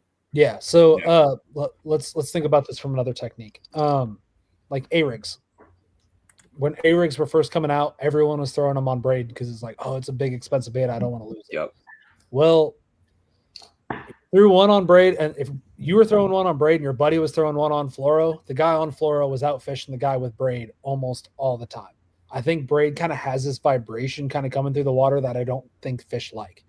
And I think same's true with glide baits. I don't know what your guys' opinion on that is, but mono or fluoros seems to always outperform Braid on an A-rig. Well, it's not sneaking up on them. It's a cord coming through the water. It's in their environment, and they already know you're in their environment, but it's just a little more intrusive. I think to your point, I mean, whether they feel it, whether they hear it, whether it vibrates, I'm not sure on the science behind it, but you know, if it's coming over a piece of wood, if it's coming over a piece of grass, it saws, it makes noise. Yeah. And I think that was going back to Gabe's original when he was tying 65-pound to 20-pound leader. Like, you get rid of that saw when you're pumping something in the grass. That way you're not getting that zzz. I would imagine even coming through water, which has hardly any resistance, it's going to have more of a return on it or something there. Well, so. And if you think about just from the visibility aspect, fluorocarbon or mono versus Braid. Braid's obviously it's a harder presence. And the deeper you're fishing, well, let's say the shallower you're fishing. Think about the plane that line is on. The shallower you're fishing, the more horizontal in the water that Braid is. So that fish is able to see that Braid sooner. Like the bait's farther away from the fish before it sees I'm having problems articulate that, but it's going to see the line sooner. Shallow. It's going to associate danger with something coming, right? Because so let's say your A-rig's in 30 foot of water. Your line angle is like this. Well, and here's your fish. It's more vertical versus if you're fishing in 5 foot of water, your line's more horizontal. So it's going to see that line well before the bait's actually exciting it. So it's going to have something that's going to give it a negative response before it gets excited and sees this big glide bait or this Alabama rig with all these swim baits going crazy. So that may play too, you know, with the Braid versus. I argued that point for years with A-rigs, because it's like, I'm not going to lose this bait and, you know, $10, $20 worth of hooks and baits and all this other crap on there. But like you said, my argument was, well, hell, there's all these wires hanging off of it. They don't seem to mind that. So why would they mind, you know, 70 yards of Braid coming at them? But they do. You're absolutely right, because it's something that snuck up on them and then they're going to hit it. So, yeah, I don't know what the answer is to that. I mean, in grass, I don't think it's a big a deal because everything's green in there. It just looks like another stalk of grass down there. Right. But in open water, I can see where it could turn off some fish at times. Absolutely. Yeah. So there's days where it doesn't matter. Real quick story. So I apologize. I fished. Here's a story about Braid. This just came to my mind. I fished a BFL on Table Rock with Pete Winters. I drew Pete Winters, and this was like, this was one of the only. I was still doing the YouTube channel. It was early in the YouTube channel days, but he was one of the only boaters that didn't want me to video. I've had this question before. Some people have asked me, do you ever draw boaters that don't want you to shoot content or shoot footage. And normally, no. But there's been, I think, 3 guys. So Pete was one of them. And he had a good valid point. He's a guide on Table Rock. He doesn't want people seeing where he's fishing just for financial reasons. I think after we fished, though, he kind of wished that he would have let me, you know, go ahead and record, because it's cool to have, you know, content capturing the day so you can show everybody. And it's, you know, 10 years down the road, it's cool to have a video. You're like, hey, I can go back and watch that day and relive it and show it to your family and friends. And I can do some creative editing, you know, I can do some editing. But anyway, went down a rabbit hole there. But he had white braid when we were fishing. It was like a March tournament, and he was catching spotted bass over suspended timber, throwing an A-rig. This was well, this had to be like, he was using live scope, so it couldn't have been too terribly long ago. But he had 2 rods. One of his A-rig, they both had A-rigs on them. One had spinners on them, and then one was just a plain. Both had like pasty white braid. I mean, the green was long gone off of those suckers. And I was like, you know, Table Rock's 15, 20 foot of visibility, you know, especially in the winter. We hadn't had much rain. And I'm thinking, there's no way he's going to get a bite on white braid. And he did fine. I mean, he caught plenty of fish on white braid. His only concern was whether they wanted a plain rig or a rig with spinners. But that just goes to show that sometimes, I mean, spotted bass are typically a little more aggressive, maybe. Was but it cloudy? I don't remember, honestly. I think it was sunny, but I'm not really sure. But even a white or a faded out braid will, looking up at it against even a blue sky, won't show up as much. Maybe you're right. But then I'm like, am I overthinking? You get a day like that where somebody's throwing white braid, and you're like, am I just overthinking everything? Are the fish going to bite it if they want to bite it and they're not? So I don't know. But I mean, I'm a believer in putting everything you can in your favor. You might as well. Why not? You know? I think the most important question is, how in the heck do we get our hands on some of these? There's some up on Baitworks. I believe you guys still have some up there. We have some Ecos and Darters, and then maybe some OGs in stock. Not for sure. Okay. OGs, but yep. And Bosses and Baby Bosses are kind of drop exclusive. There'll be more. I guess the next time we get Bosses and Baby Bosses is going to be the Classic. I wish we could have more before then, but that's when they'll be available next. And then after the Classic, we'll get kicking them out, having a lot more drops. But best way to be notified about that, there's a sign-up list there's an email sign-up list on the website. You just go there, put in your email address, and you'll be notified of all drops. How fast do those usually sell out? Like when you drop, are they gone super quick? The Baby Bosses were gone in 3.5 minutes last time. So how many did you have? Right around 200. Holy cow! Wow, it went fast. That's amazing. Bosses are around the same. They just go quick. So Classic is going to be, we're going to have a ton of baits at the Classic. So we should not run out. There was a question earlier about if you were going to be at the Classic. So yep. I don't remember our booth number, but we are right next to Z-Man and Yeti. Oh, perfect. That's a great location, sounds like. Yeah. Should be pretty good. It's going to be fun. I just wish it wasn't 9 hours away, or I would be there. So. I like the white clear one. Okay. The question was, which big game do I like? And it was it the green one or the white one? I like the white one. It's not that one. Not that one. I mean, it works. It's fine. It's just, I always grab the clear. Yeah. Daniel's got a tech nerd question. What's your favorite cast? I use Fusion 360. Okay. What glide would you use in dirty water, if any? I don't know, but it's gonna be bone. Bone, just bone. What's the dirtiest water you would throw a glide in? Is there any limits? 1.5 foot. Foot okay. and a half. They gotta be pushing some water. You what? It's got to be displacing a lot of water. Oh yeah, I swear, fish. Even when it's like clean water, if you got like 4 or 5 foot of visibility, fish will come from over 10 foot away to check it out. I think they feel it in their lateral line big time.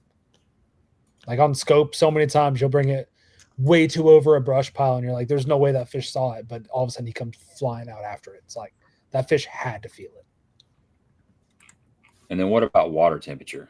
What's the magic water temperature to look when we start throwing glides?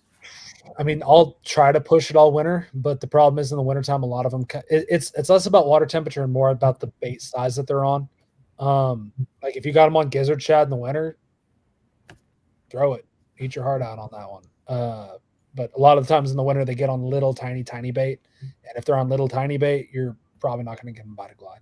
Mm-hmm. I wish you could. You can get them to come out and look at it, but they're probably not going to bite it. So probably, would it be safe to say like somewhere around 50-ish, maybe 51, 52, something like that? I think it depends so much on the body of water. It's hard. Like when Down you start going shallow. Yeah, like, well, I mean around here, like let's say the Ozarks, Southern Illinois. This you're not looking at them on scope. If you're just trying to fish around shallow, then probably high 40s, low 50s is when you can start. That's when you around start docks thinking about and stuff, points. Yeah. Okay. If you're scoping, let her eat anytime. Yeah, because there's baits that they start to come into play. Like, you know, in the cold water period, there's a lot of baits, and typically moving baits that aren't. Not saying you can't get a bite on them, but as things kind of start warming up, we start, you know, putting stuff into our arsenal, and so high 40s. Low 50s is probably a good time to maybe think about starting to throw a glide bait around every once in a while. Yeah. Okay. That makes sense.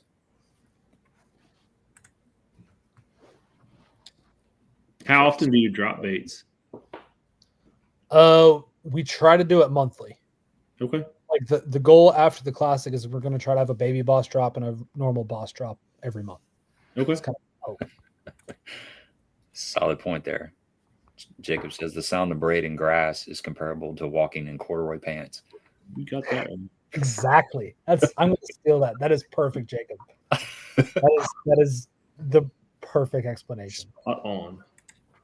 Yeah, so grimy fishing kind of brings up a good point. He thinks the braid works for Buka because he's burning his baits. Fish aren't seen or filling the line at those speeds. He's also fished the striper a lot. Striper, a different critter. Striper? He's a big striper guy. Okay. Well, what about cadence? The different kind of cadences that one would use with a glide bait. I'm a big believer that you've just got to figure it out you got to figure out the cadence that works for yourself. I tell guys starting out, just make the bait look alive in the water. Just make it look like a little injured bait fish up there. You're going to figure out all the different things you can do to it with the rod, the reel, trying to get it to do different things in the water. Just make it look alive, experiment with it a bunch. And it differs from day to day. Sometimes like I've got my cadence that works for me really well. Brock's got his cadence that works for him really well.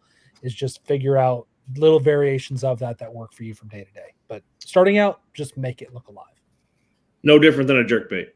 It's different from day to day, hour to hour. Really, a glide is just a big jerk bait. Right. Are you're doing a lot of that with reel turn, correct? And mostly all reel, no rod. Okay. You get fatigued really quick at the end of the day if you're working. I can only imagine. I've thrown a big old saltwater spook all day before, and it's no fun. And to add on to Josh's point with glides, gear ratio and rod and what line you're throwing, how much line you have on your rod changes to like every single person. I think that's why that's so important, where you just have to figure out yourself. Because like I think Josh, do you throw a 6.3 too, Josh? I throw a 7-1 now. 7.1. So I still have the 6.3, and that's what I've like. That's just what I like, and it's always different on every single guy's setup and how you're fishing. You know, and if it's a little bit colder, you're going to work it a little bit slower versus in the summer. You're going to want to work it a little bit faster and get that reaction bite. But, like Brock's got his preferred rod and reel. I've got my preferred rod and reel. Rarely is anyone going to go out and buy exactly your setup, exactly your line, all that stuff. Like everyone's got the preferred rod company. Everyone's got the preferred reel company. It's just, you got to figure out what works for you. The flex of the rod's going to, like, it's going to make the bait act completely different in the water. Like a stiffer rod, you're going to kind of restrict the action a little bit. One that kind of gives a little bit and it's got a little bit more lighter act. I don't want to say lighter action, but a little bit lighter of an action on it is going to tend to allow that bait to breathe a little bit more, and you're going to get a little bit more action out of it. So just depends on the rod brand. So are you guys, is your setup in the same ballpark? I mean, are there some commonalities between, you know? We both use TAT 300s, but I mean, I'd say our rods are fairly different too. What lengths rods are you guys using? I throw a 7.9. 8 foot. Okay. So longer rod. I mean, you know, over 7.6 for sure. I think it needs to bend a little bit deeper into the blank. I know a lot of glide bait rods out there are very tippy. Like you don't get too far into that blank before like it starts getting heavy and requires a lot to bend it. Like my rod that I throw, like it's very moderate. It's fairly moderate. Like you've got a lot of play before you really lock up and load into it. Kind of like a crankbait rod. Kind of. Yep. Like a really, really beefy crankbait rod. Mm-hmm. Yeah, that's what it honestly, is. That's what I throw my glides on, a really, really beefy crankbait rod. Mm-hmm. So 100%.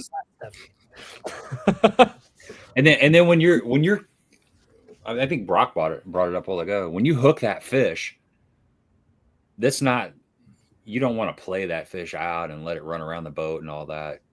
You're trying to get it from point A to point B ASAP. Is that kind of the way, or how do you handle a fish when you hook it? Crank, boat flip. If that fish turns on you, if he digs, that's a really high chance that fish comes off. It's like you're trying not to give them any time to swing or give them any leverage. Yeah, anytime it's a big bait with treble hooks. I mean, this was on a soft bait, but we were just in Texas. I had an 813 get a treble hook bait. And it's like, if that thing was on the corner of the mouth, like if I would have went for it, anything like that fish probably would have came off. So it's just like, well, I don't have a buddy here. I don't have a net. Just time to get your air miles. Yeah. I like it. Man, big rod, big line, boat flips. The more I fish, I just try to let out a Ric Flair woo after you're done with it too. That's right. Get your man card there. Which clutch baits are most versatile? He says he likes catching pike when bass is closed by fishing glides that chop well. I'd recommend the Boss. It's probably the most versatile. It's not a slow wide glide. It's not a chopper. It's a very good kind of middle ground. It does a little bit of everything really, really well. Like a darter is going to be pretty much just a chopper. OG is going to be pretty choppy. Eco is going to be pretty choppy. Boss is going to have that little bit slower element to it. So I'd go with that one. Okay. Jacob says he just ordered his first Eco. Yeah. Send pictures of big fish on it. Heck yeah. Now, can you work a glide bait through cover? You can walk it around. Lay down? I guess follow-up question. Are your eyes on it or are you trying to feel it? Trying to feel it. Well, both. I mean, no, it's you're gonna catch the limb quite a bit. Okay. Because you can't make that line like, and it gets if the line goes over something, right? That hook's got to go into it. Like you can't make it dive on it, or you can't make it like flip over. Like it's got to bill. Okay, that's what I was thinking, but I didn't know if there were certain people that are just so in tune that they can worm a glide bait down a lay down or something. I've never met the guy. Yeah, you'd have to. I would say if you're going to do it, make sure you can at least get to it, with either the tip of your rod or something that you can get it back. No doubt. It's shallow. I mean, I guess if here's a lay down and you could hit it, chop it and make it nose into there and then come away and then nose in. I mean, you have to be pretty damn dialed in to You're do that. playing with fire. Yeah, that's what I'm thinking. Yeah. You got big trouble. He's throwing gasoline on fire. What are you talking about? The bait's got drawing power. Just throw it up fairly close to it. It'll pull any fish in there out. Sounds like $1,000 challenge. If I come across $1,000, I'm going to buy 6 baits and I'm going to try to pull it off. Now, if it's a concrete wall, you can definitely do that. Yeah, true. Well, let's pivot real quick into the opens. We'll talk about the opens. How was it? What did you think about your first open? I wish it was more than one day. Yeah, I mean, was it? A lot of guys are in the same boat as you. Yeah. Yeah, I mean, it's like I can only imagine. I mean, there's build up. You're waiting for the tournament for months and months, and then you go down and practice, and then it's like one day and it's done. Yeah. Yeah. No, it was. I think everybody there wished it was 2 days, or that we fished at least 2 days, because down there at Rayburn, like there's giant fish out there, and the place is extremely fun to fish. And like in practice, you could drop that trolling motor, and there would be fish everywhere. Like you basically couldn't. They weren't big ones, but you could catch 2 to 2.5 pounders anywhere. And then like in the tournament day, it dropped down to like 30 degrees, and after muddy water came in and blah blah blah, a lot of fish kind of just went gone. What did you guys think about the flighting of the days? I know there was a little bit of controversy over that. I think it was fair. Everyone got the same amount of time. I got you. It was the best way for them to do that. Yeah. So we fish a local circuit here, USA Bassin, and in their championship they did that, and that was the first time that I'd ever seen that. That's how they flight going in and out. And for those folks that don't know, it was if you had, typically if you fish a BFL or any other, even opens, I'm sure the same way. If you got boat 106, you're the 106th boat out in line to go, but your flight might start at say 8 o'clock, but you're out by 7:15, 7:30, depending on how fast they're running through everything. So you have an extra, if you have a late boat draw, you have a little extra time to fish in the afternoon. But if you had a late boat draw in this tournament, same way as the USA Bassins, if your boat draw was at 8:10 or 8:15 or whatever time it was, that's when your section of boats were going out.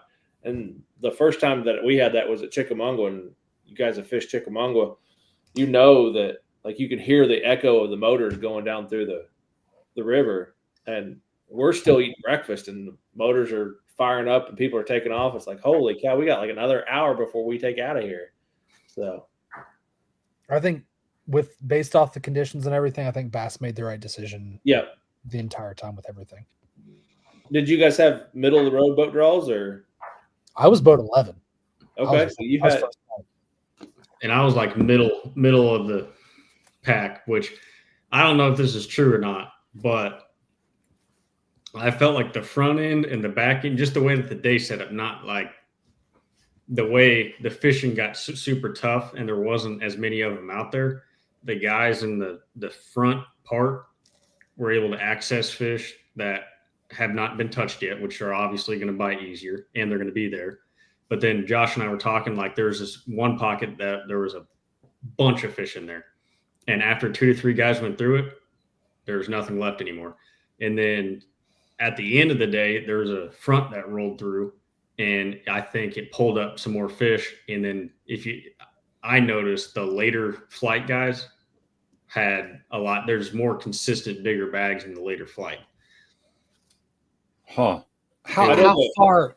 The big controversy was that the guys in the front and the guys in the end had more of the lake to themselves. Yeah. Yep. You had 2 hours basically without anybody, half the field, right? Yeah. Yeah, that's what I was getting ready to ask. I didn't know how spread out as far as time was, The time, yeah. So like if you were I was flight 5 and I was taking off at 7:40 and then due back at 3:40. And then Josh took off at what, 7? 7, came back at 3. And then like the later flight guys would launch at 9 o'clock or 8:45 or something. Wow. And be back at 4 something. So almost 2 hours. Yeah. There was guys like when Josh was taking off, I guarantee you there was a couple of guys in that park there rolling out of bed to go put their boat in the water. Huh. Well, there was somebody talking. I think it was. I was listening to BTL today. They had like a 8 38 something takeoff. So super late boat draw.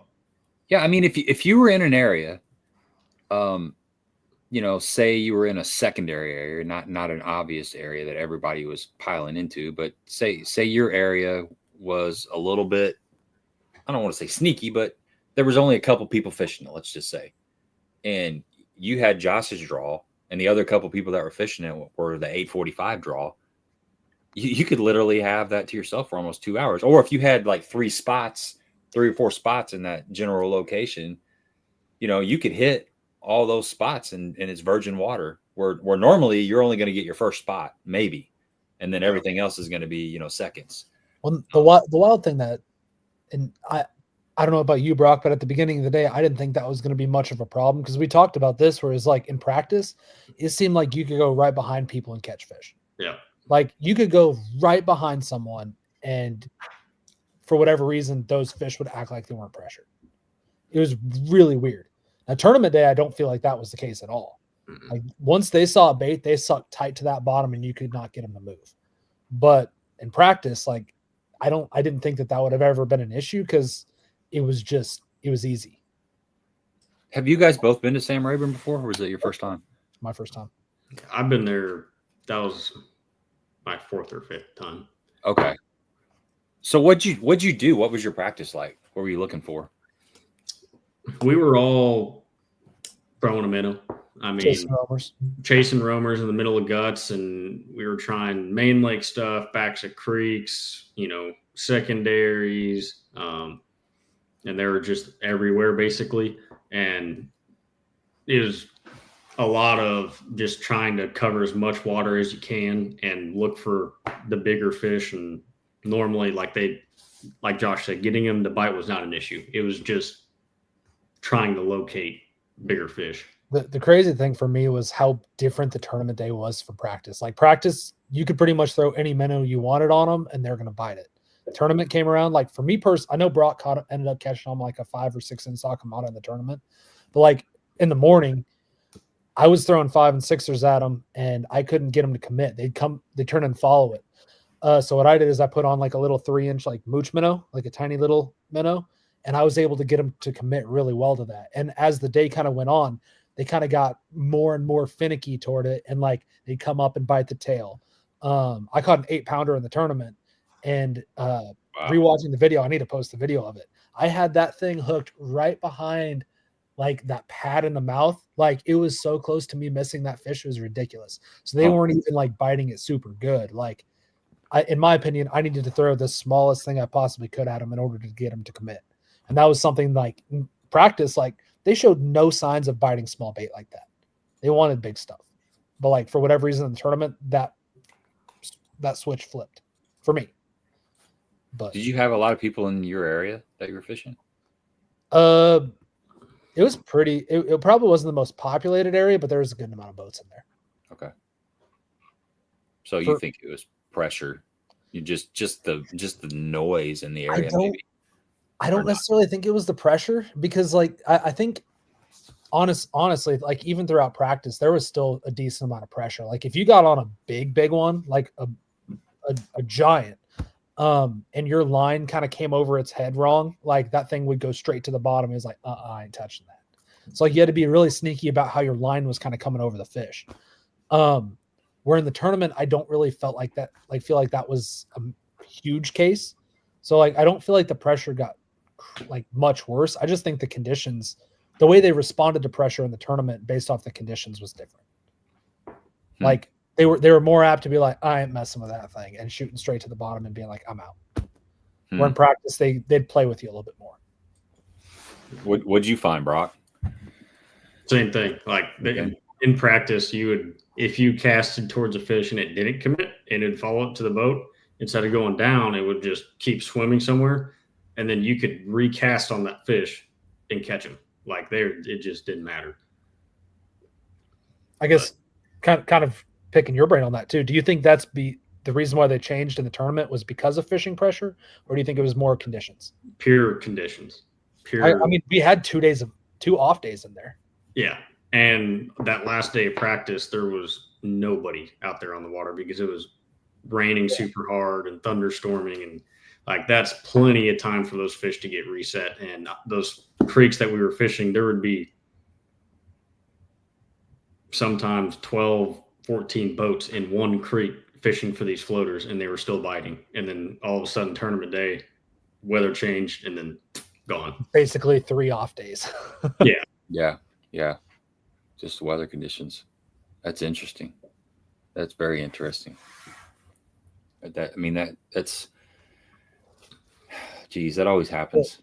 The thing that got my mind going, where it's like, all right, things have changed, I got to refigure these fish out, was I had a couple groups of fish found. Me and Brock actually found one of the same groups that was like, in practice, you roll up and it was every single cast you'd catch one between 2 and 5 pounds. It was crazy how many fish were on the spot. And I found a couple places like that. And tournament came along, went to the first one. There was like 1 dot there. And I was like, that ain't good. Rolled to the next one. They're nowhere to be found. It was like, okay, guess I got to refigure this whole lake out in a day. That's kind of Stephanie's question. She says, have you guys found fish in practice in multiple areas and then nothing in any of the areas on tournament day? Oh, yeah. Yeah. Where do they go? They just get down on the bottom where they don't want to bite and you can't see them. And especially on tournament day, if you get into those areas and they're gone, like more times than not, you can normally re-find them. They're not just like this past tournament on Rayburn is it's not a normal situation where they truly just suck down the bottom and they're really hard to catch and find. Normally they just kind of move over on the other side of the point or go down the bank a little bit, or they come out and they started suspending. Very rarely do they just shut off like that. Yeah, so most of the time they haven't completely vacated the area. They've just positioned differently within the area. Yeah. The wild thing on Rayburn, it was so weird. Like you literally see them crawling on the bottom. You'd see a group of them down there crawling. You're like, all right, there they are. You throw anything down there and they're just like, nope, not touching it. Huh. So anything you want down there, they're not touching the thing. It was so weird. They're freaked out. They're just in a bad mood. Yeah, I mean, Florida strain, cold weather, not good news. Here's another glide bait question. He says he received an echo today and I'm thinking about waiting hooks to try and catch some scope fish on bait balls that follow a minnow. Worth a try, low 40-degree water. Absolutely. Go for it. The big thing on that is just be open to trying different things. Like, one day you may not catch them on the eco. One day you may catch them on the eco. Like, just play with the baits that play with your presentations a bunch. Give them different profiles. Give them different actions. Just because they don't bite it 1 or 2 days doesn't mean that they're not going to bite. I wouldn't say so. Stephanie asked so basically practice day was a waste. I wouldn't say that at all, because I think the practice days told us how the fish, like what stage the fish were in, where they were at. And like, if you knew where they were at, your next couple steps of like, all right, this is the next adjustment, this is the next adjustment, this is the next adjustment, is just that much easier. Like if you show up and you're like, I have no idea where these fish are at, like I don't know where they were at all. Like it's region of the lake is one of the most important parts of tournament bass fishing that a lot of people overlook. Like there's always going to be a section of the lake that's firing compared to others. And, if you can find that in the tournament, you eliminate a ton of water. Or if you find that in practice, you eliminate a ton of water. So in the tournament, if something does go wrong, you can adjust. Well, the idea is that you've put the pattern together and you know where they're going, right? Like day 1, they were here. Day 2, they were here. Day 3, they were here. Day 4, they're gone from day 3 spot. Where were they going? And that's where, the knowledge of years and years and years and hours and hours and hours spent chasing little green fish helps out immensely. Well, and it gives you confidence too. Like even on our home bodies of water, we have areas that we'll go into them. We know fish live there. It's just an area that fish there's always resident fish there, and then there's fish that move through the area on occasion too, depending on the the time of the year. But that's a place where we may go in there throwing one bait and not catch them. We've got confidence enough to slow down and make adjustments, and because we know that fish live in that area. That's probably similar when you're pre-fishing or you're fishing for practicing for a tournament. If you find locations that the fish are using it, it makes sense. They're not going to go anywhere because they're not. It's not like early or late pre-spawn. They're not moving towards the bank. They're going to be there somewhere. That gives you the confidence that you're in the right area. You just got to figure out what they're doing. And like you said, you got the biggest piece of the puzzle you've already solved. It's just putting the couple smaller pieces on until you can connect with the fish and then go from there. So what are you guys thinking about the rest of the schedule for the Opens? We'll see. It's going to be a minnow, pinging, drop shot, and jerk bait and tournament schedule. It's just the way the lakes that we have scheduled, or that's just the way it's going to play out, which is fine. But we got Kentucky Lake coming up here in 2 weeks for this when practice starts, and we're looking forward to that. But the Leech Lake and Norfolk are going to be the two interesting ones, because Norfolk is slightly bigger than Stockton, and there's 220 boats. And then I've heard Leech Lake is big, but it fishes tiny too. So those two are kind of going to be some wild cards. It'll be fun to fish. And I've never been to any of these lakes, so that was my next question. I was wondering how familiar you are with all of them.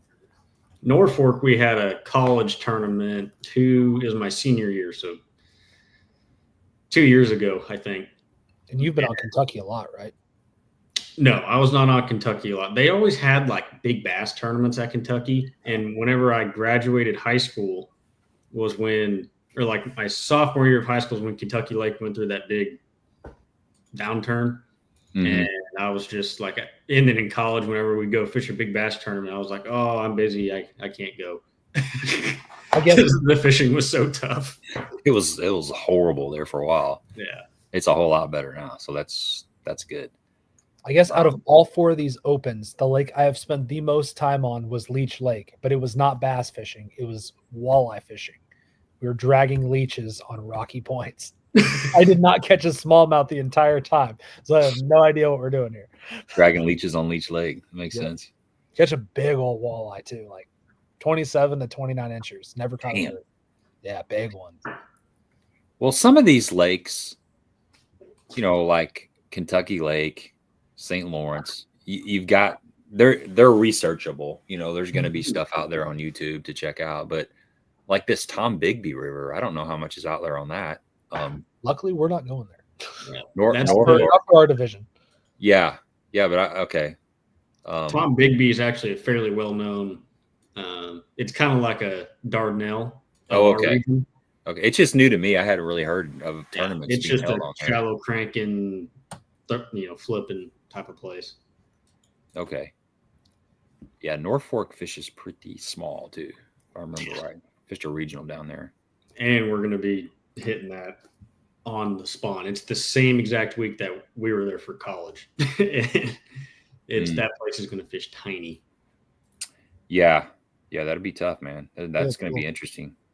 They'll blow a whistle every 15 minutes and everyone rotate one spot to the left. Yeah. That would be fun. The old mega bass style of tournaments. That tells me the Japanese are going to really excel there because they're used to fishing around that really tight pressure. Yeah. Let's give away a $25 Baitworks gift card. Wait, how do we win? Hold your fire. See here.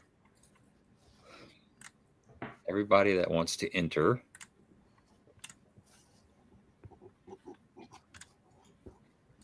Hashtag clutch. There we go. Yeah, there you go. Simple enough.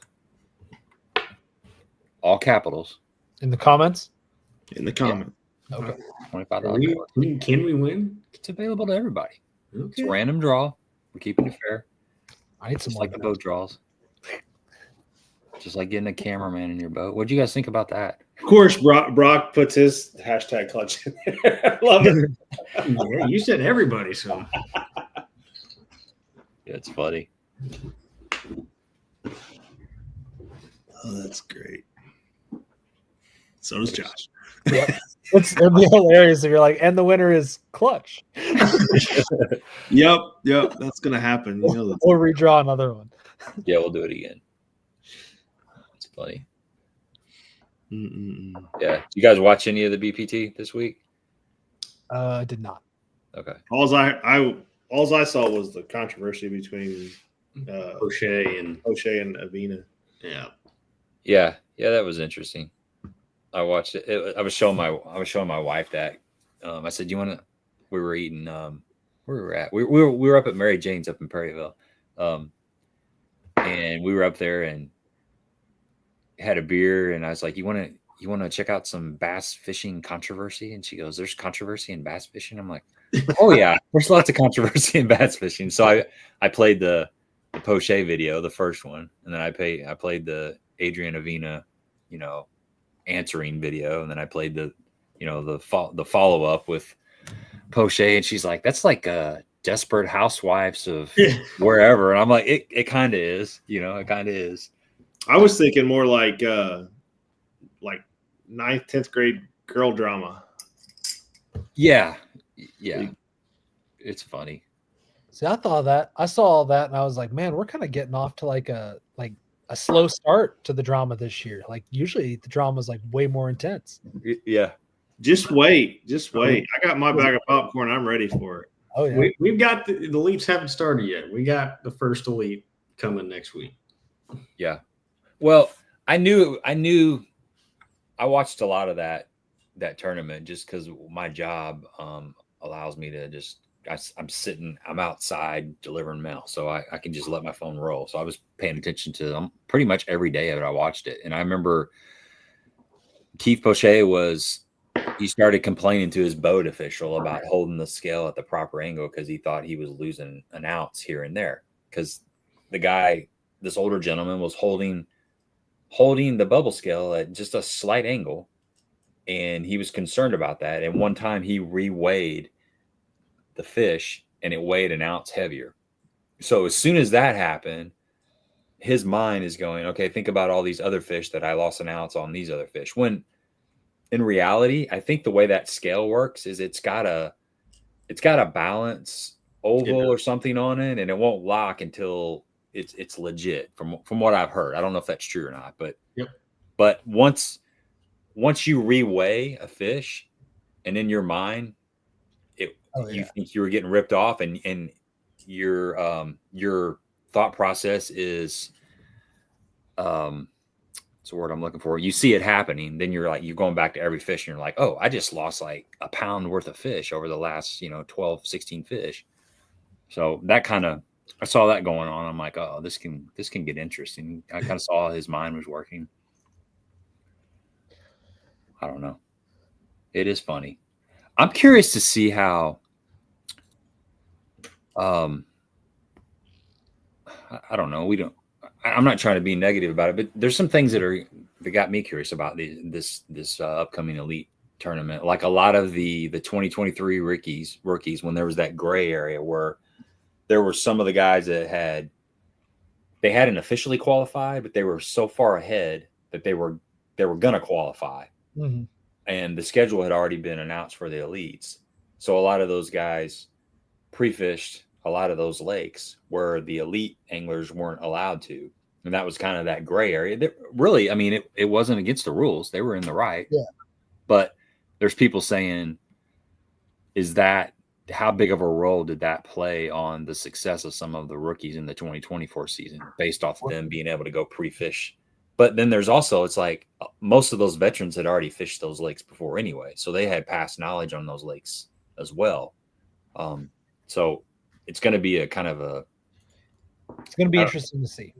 It's like, there's definitely the case to be made where it's like, all right, they got information like that significantly helped them, but also those kids are really, really, really good.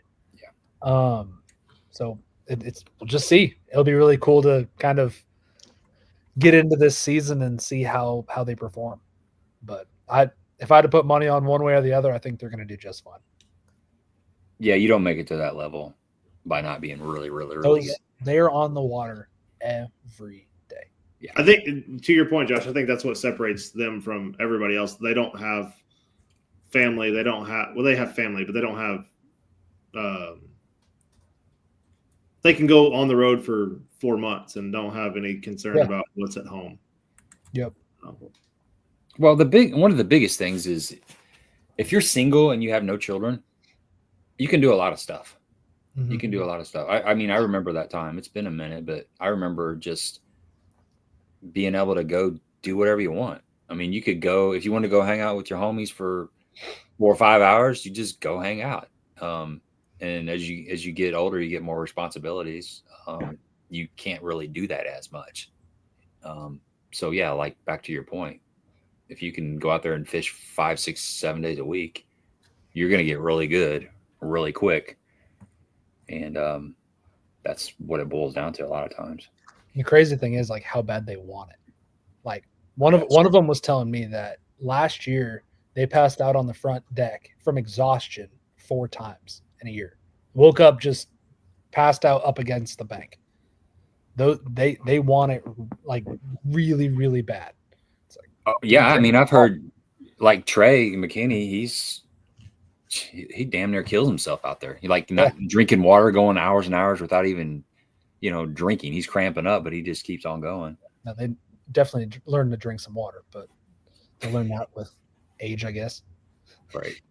Well, you say that you talk about age. I was just going through the Opens guys this year, and I was clicking on each one of their names and looking at their birthdays. And if you're 30 in the Opens right now, you're an old guy. Yeah, I'm an old guy. Crazy. Like, let's go. And if you're 40, you're like on the senior tour. I know. It's crazy. So, I mean, I'm fairly young, but I'm not even relatively young. You're middle-aged. Yeah. You look at in that realm, you're 100% correct, Brock. Like it's like doggy years. If Gabe and I were in there, we would be like the old heads. Yeah, for sure.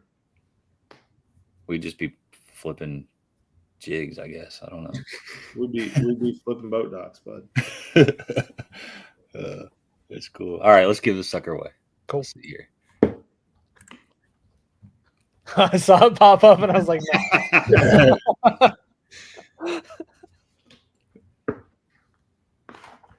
Stephanie. All right. We like Stephanie. Stephanie's she's been on here for quite a while. That's cool. Congratulations. Write that down.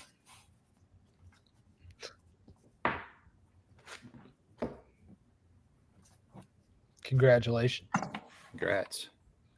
I will get a hold of you. What are you going to get with your gift card, Stephanie? Yeah, Steph, what are you going to get? She's won a couple, so she's halfway stocked up. Okay. I don't know how accurate your website is for Baitworks, but there's 4 clutch daughters in bone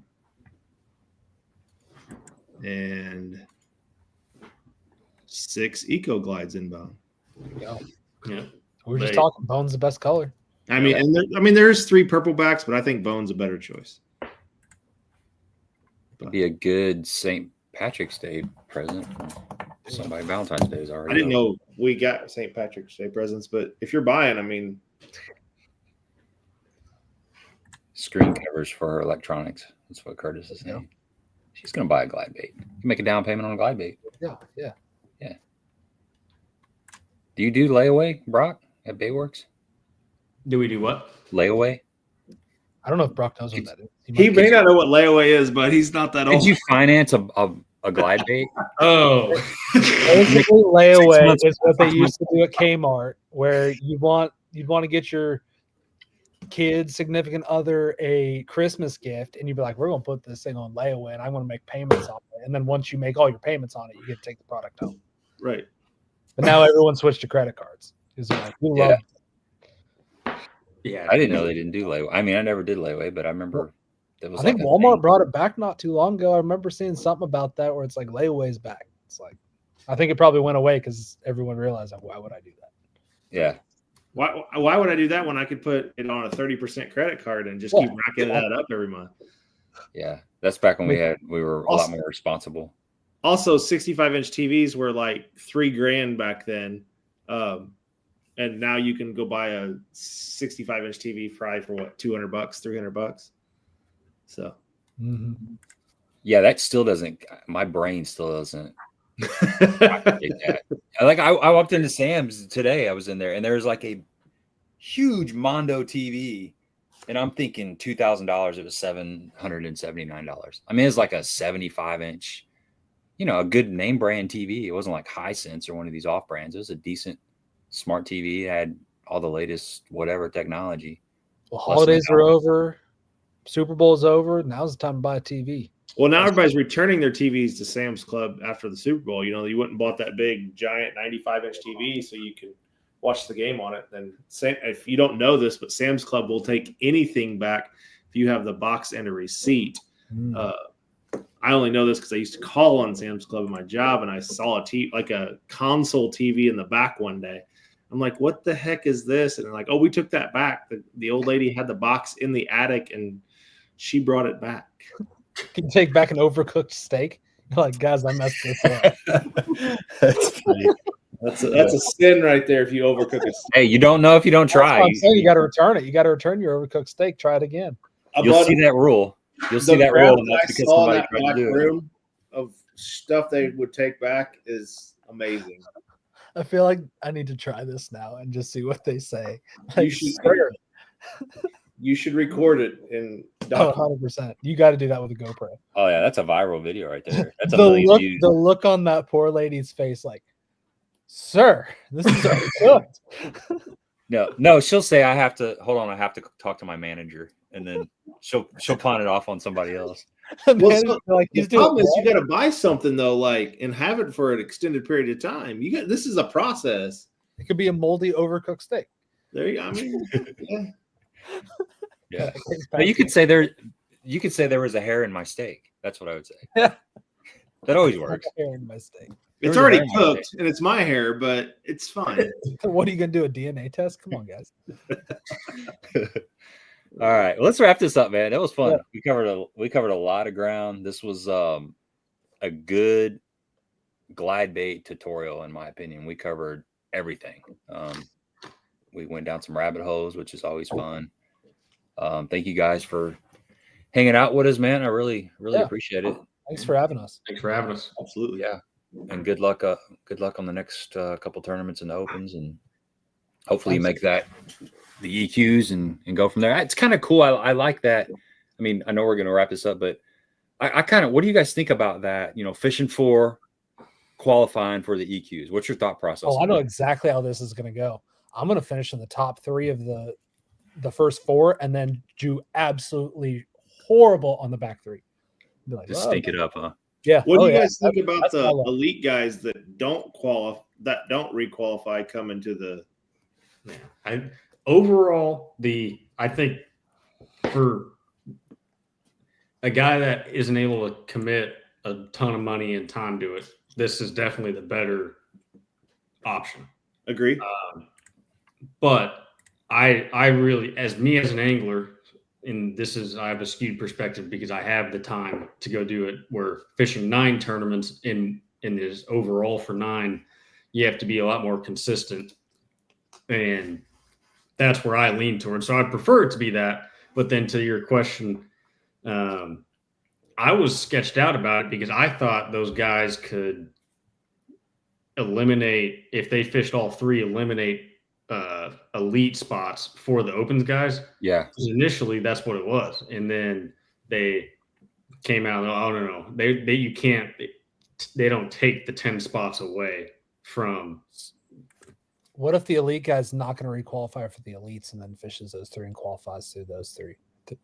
Yeah, they can do that. That's what I was talking about. It was like, so a guy's not going to requalify by his point standing over the last 3 years. What is your thoughts on him coming in? And I guess the guys that I mean, he paid his money back. You think he's going to qualify for the elites again? Yeah. fishing with kind of how modern day bass fishing is going. I think if you're in that bottom X% of the elites, the chances that you requalify, and some guys would probably murder me for saying this, but like, if you're in that super low rung of the elites, the chance that you make the elites against this field is really low. After, these guys in the opens are after you just fished 9 elite events, and if you didn't make it, that means you didn't do good. So your confidence and your mental state's not good, and then you're being thrown into that. And that's it's gonna be tough. These guys in the opens are very, very, very, very, very good and highly motivated. Yeah, highly motivated. They've got the time to be out there fishing every single day. Yeah, we just talked about that. Like the majority of them are under the age of 30 and not married, no kids, all that. So dads are driving them around the country, dropping them in every morning, going and doing something throughout the day while they're out there fishing. It's crazy. Yeah, they've got so much time. Well, I remember the kind of piggybacking off what you're saying, Brock, about them knocking off spots if you were already elite anglers. I remember when the BPT, that's how they do it. Like if you're an invitational angler and Dakota Eber finished top 3 and he's already a BPT angler. He just took one of the spots available for the guy. And to me, that was weird. And I remember when Drew Gill was one outside of that a couple years ago. And I don't know how he got in, but he did. And then I think it was this year he was fishing, fishing invitationals, and he sat out like the last one because he didn't want to knock somebody out of the possibility to make the BPTs. So that's kind of weird. So, all right, I got to go, man. My voice is about cashed. Thanks, guys. We do this every Tuesday at 8 o'clock. Check out Baitworks. Check out Bass Braid. Support the people that support this channel. And we will see you